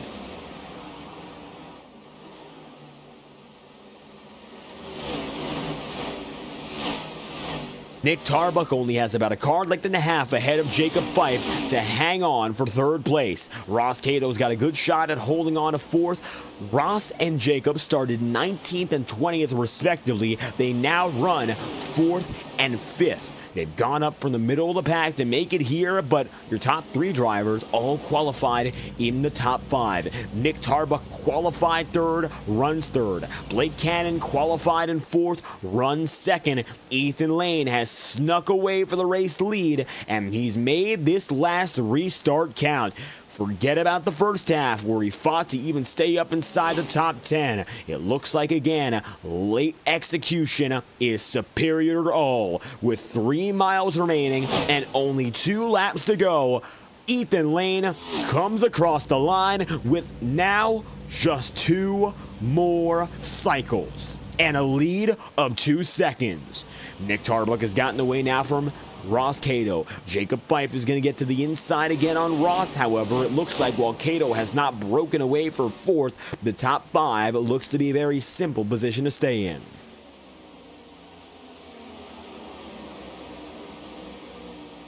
Just behind, Brad Patton, Paul Mikolajczyk still on looking. Looks like Tarbuck now comfortably remains in 3rd, and this will give the podium a rest. 1 lap to go for Ethan Lane. All of a sudden, it looks like the number 6 has come back into his own with 2 consecutive victories. Lane told us last week that, just like last year, he figured things out in Sin City. And taking, of course, the big jackpot in Las Vegas last week, he's now looking to replicate the ever-dominant performance of a 14-win campaign in 2024. In 2 weeks, he's gone for 2 victories. Ethan Lane comes out of turn 4 to take the checkered flag in Miami. 2 consecutive wins, the 2nd straight driver to do just that. Following Scott Eckrich, Lane ties for the season high in victories with win number 2 on the season. Lane takes victory, Blake Cannon in 2nd, Nick Tarbuck at the line rounds out the podium. A victory well earned for the number 6 of Lane, and of course all of your top 3. Of note, Jared Davis, a driver who ran up front very early and of course qualified 2nd, finishing 24th. Pole sitter Sam Nieto recovers for 12th after a lap 1 wreck. Now, Ethan Lane burns it down.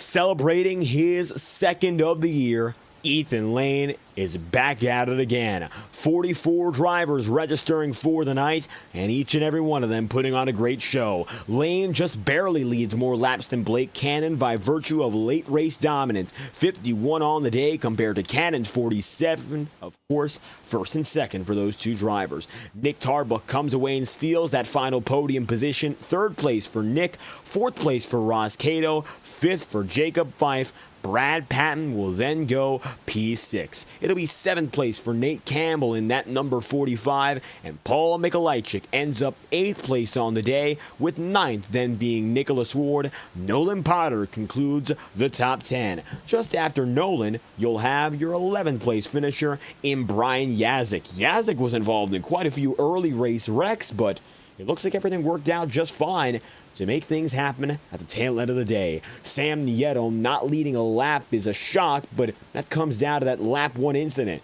Your pole sitter finishes in 12th. Matt Sisler will be 13th. 14th is John DeBarro. Ryan Bean 15th. Kevin Bernheimer 16th. Don Stevenson P17.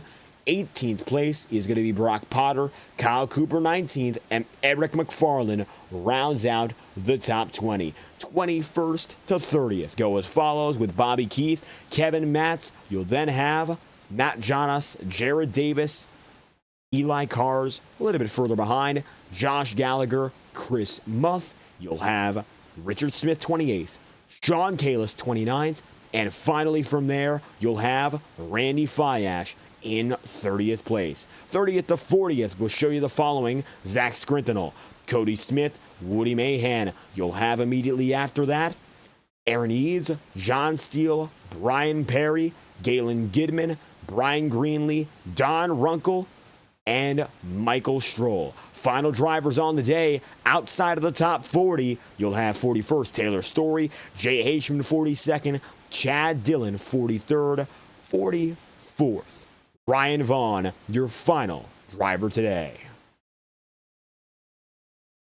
44 drivers, one race winner, and he's now a back-to-back winner in the Integrity OCTANE Series. Let's hear from the man who gets it done first, that of course being the number 6 of Ethan Lane. Lane collects the checkered flag for the second consecutive race in the OCTANE Series. He's got himself tied now the longest streak of the season.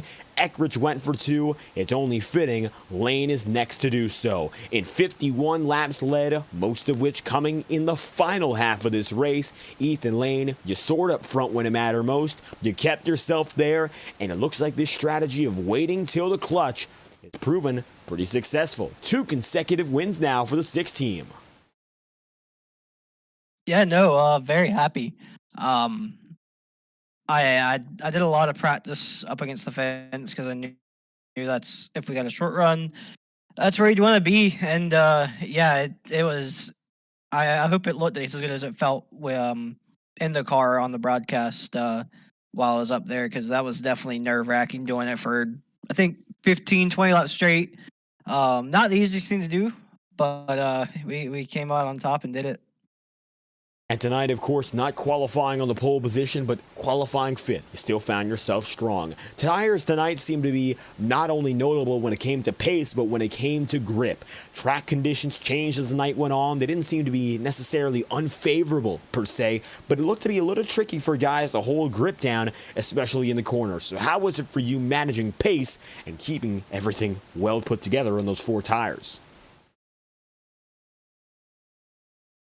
Yeah, no, it's definitely tricky here with how the bottom saves the tires a bunch, and if you can't overdrive this car at all, because once you start sliding the tires, you just never get them back.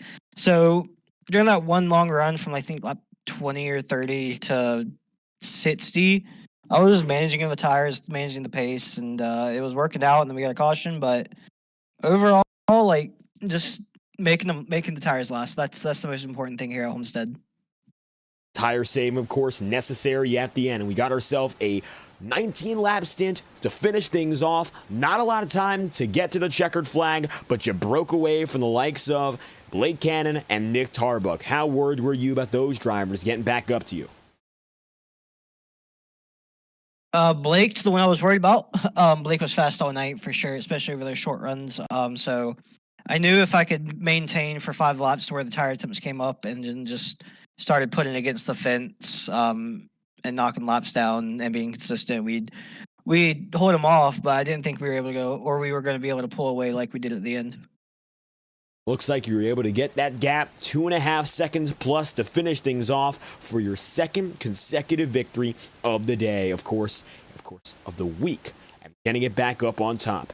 Now there's a chance to go for that hat trick and stretch it for 3 consecutive, and the Octane Series heads next to Rockingham, the site of your first ever Integrity OCTANE Series win.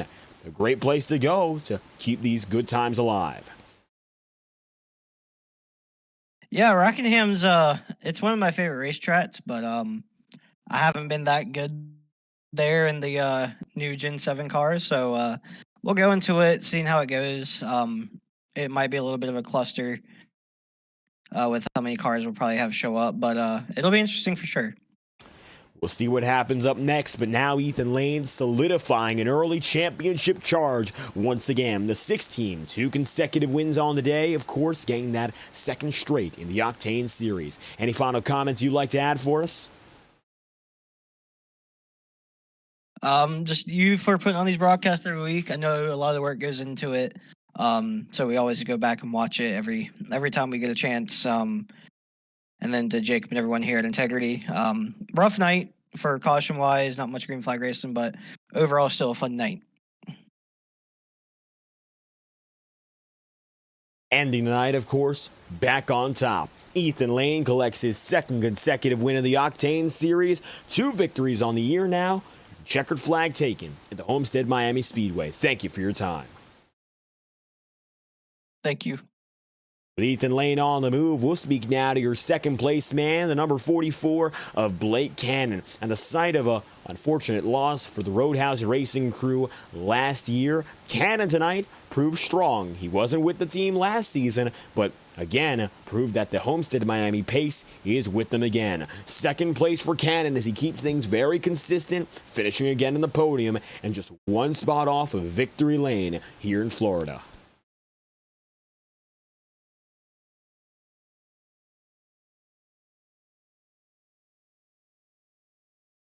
Blake Cannon, second on the day. You have a copy?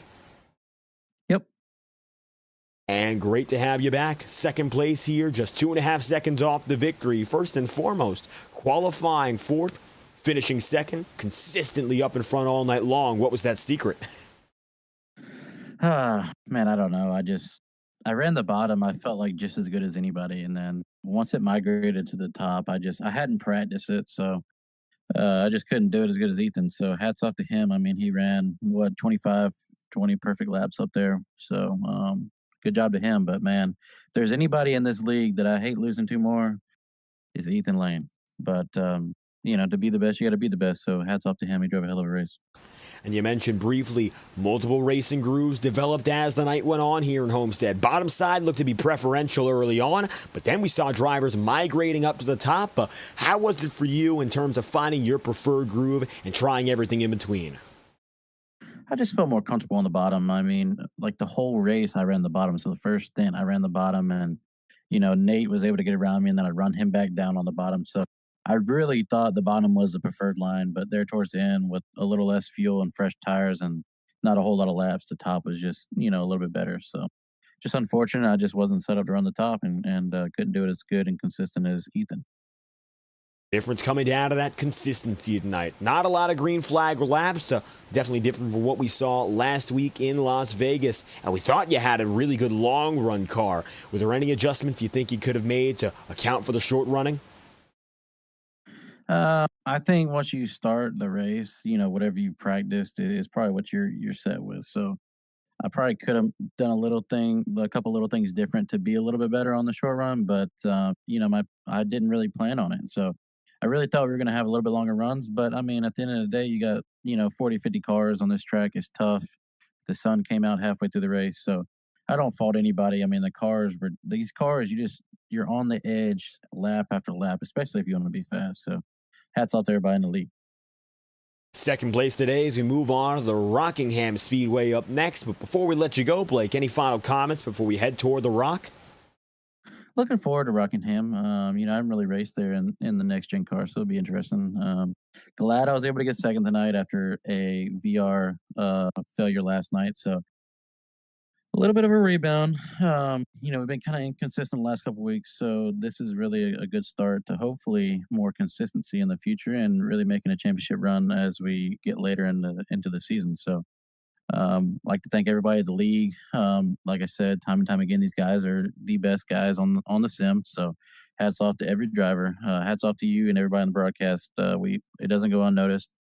Integrity Racing League is where it's at. But just gotta thank my wife and see you at Rockingham. Keeping the championship fight tight tonight. Blake Cannon finishing second here from Homestead. Thank you again for your time. Thank you. And I also got a shout out to everybody on Roadhouse. So Eric had a good run. John, it's always good racing them, guys. Tom, we missed you. I just got to thank everybody at Roadhouse, but thank you again, David. Roadhouse Racing's Blake Cannon second. Thank you once again. With the 44 on the move, we'll speak to a driver who started very well, qualified third, but in all honesty, snuck into this top three just at the very end. The difference was, of course, tail end of the night. The number 4 of Nick Tarbuck makes it works. And there we have it. Third place, Nick Tarbuck. It was a very tense fight in those final 20 laps. It was the difference maker. Welcome back to the podium. It's good to be back, man. Back on my usual spot, third place. I can't complain. It was it was a hectic race. I was pretty much all over the place tonight. I mean, geez, starting in second row, getting involved in something on the first corner, having to repair damage 3 or 4 different times, and every time I tried to pass a car through the field, it felt like it was just a heat-seeking missile trying to come down and hit me again. It was rough, man. But end of the day, we made it, and we're back in the podium. So it's good to be here, especially with a 44 car, 47, whatever car field. Really competitive out there, so it's good to be back in the podium. Tonight, all about that tense competition, and we saw it especially fighting for the podium, but everywhere on track tonight. You started strong. We saw you had some pace. You came back and rebounded at the end. I'd have to ask you, since you were all over the track from start to finish, you think you were better equipped for the short term, or did you have something in store for us if we saw a green flag cycle? I think long run is for sure where I would have had the best chance to maybe not even come close to Ethan because he had that high line wrapped. I mean, I don't know how you do that, but I was catching Blake in the last run there, and every time I hit a long run or hit a run, well, I can't say every time, but the few times we hit a longer run, I was picking off cars one by one and keeping it on the bottom, keeping the tires nice and fresh. Long run was great. Short run, just couldn't really get the thing to hook up. The front end just did not want to grip. But yeah, man, it's really methodical, trying to get through the field a couple times there. So I learned to be patient a lot, and I realized that, yeah, man, taking care of those tires is always the key, but never got to see a really long run play out. So it's kind of unfortunate there, but long enough to, I guess, take third. And it all came down to that final stretch competing against Jacob Fife, Ross Cato, Brad Patton. And we're watching it back right now. It was tight with positions changed back and forth. We've gone here with the next gen before, but the last time we did that was 2023. Now, I know we're looking really deep back into the notebook, but you were with us back then, so we have to ask, how was it for you, maybe taking that memory and then applying it once again? I'm sure there were a lot of changes inside the car. Yeah, I mean, actually, it felt similar enough from what I remember. I mean, the right rear just falls off a cliff on exit. You have to be really careful with it. I don't remember the high line working like it did for Ethan. I'm not even sure if he was here, but I don't remember anybody else having that much speed up in the high line like he did. But no, it was, I knew that you have to really save the rear tires because you can throw it in there, but if you carry too much speed, it wants to hook in the middle. So knowing that from last time was good, but obviously when you have short runs like this, as opposed to some longer runs like we've had in the past, you have to kind of vary your strategy and your driving style a little bit throughout the race. But yeah, it was good, man. I mean, really, I like this track. It's fun. It's a good classic, NASCAR oval, so I can't complain there. Nevertheless, you talk about a classic, we're going to one next week in the Rockingham Speedway. Maybe not as well traveled per se, but I'm looking forward to seeing it. You were there last time around as well. What's it going to take to continue the good times? I think just a little bit of lady luck, hopefully a little more than tonight. I mean, I finished off pretty well, but the middle and the beginning of that race, I was, man, 2 wrecks and 2 minutes of damage and all that stuff. I was wondering if it's even worth to keep, going tonight, and maybe I just call it quits like at the start, but glad I didn't. So hopefully next week, a little more luck. Maybe I get some of Ethan's skill rub off on me at some point and might be looking at 1 step higher on the podium, maybe 2 steps, we'll hope. Nevertheless, 3rd place, getting it back on the podium, and now sights set on pulling it a little higher. 3rd place on the day. Nick, any final comments you'd like to ask? Of course, send out. Yeah, sure. So I want to thank you, as always, for broadcasting.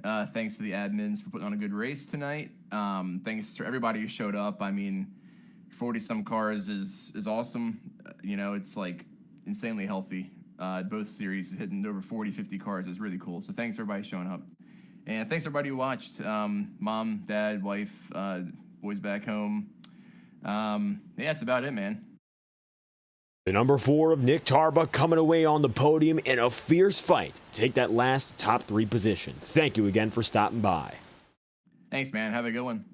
With Nick on the move now, 3rd place, 4 seconds back. The number 4 comes through for P3. 2nd on the night is going to be Blake Cannon once again for the Roadhouse Racing Brigade. And Ethan Lane goes for 2 consecutive. Your past 2 winners, both winning 2 races apiece. Maybe we'll see a new streak start next Tuesday night. Or, of course, we could see Ethan Lane go for 3. Anything's on the table as we head next to the Rockingham Speedway in the Integrity OCTANE Series. Same time and place. Tuesday night, 9 p.m. on FTN Broadcasting. However, tonight you've been watching coverage of the Integrity OCTANE Series from the virtual Homestead-Miami Speedway. I've been your host, David Kreutz, commentating and producing. And if you enjoyed, make sure to leave a like on stream and subscribe to the channel. Your support is always greatly appreciated. Our next broadcast will be Saturday night with Saturday Night Thunder and their championship race. It's going to be Talladega. Their championship playoff system is a long one. We're in the middle of the round of 10 now, and we're heading back to the SuperSpeedways where anything can happen. We'd love to have you there as well to continue the good times on FTN. We'll be back with the Monday night Integrity Ignite Series. They head to Milwaukee. The Tuesday night Octane Series heads to Rockingham. Congratulations to Ethan Lane for his 2nd consecutive victory here in Homestead. We hope you have a fantastic night.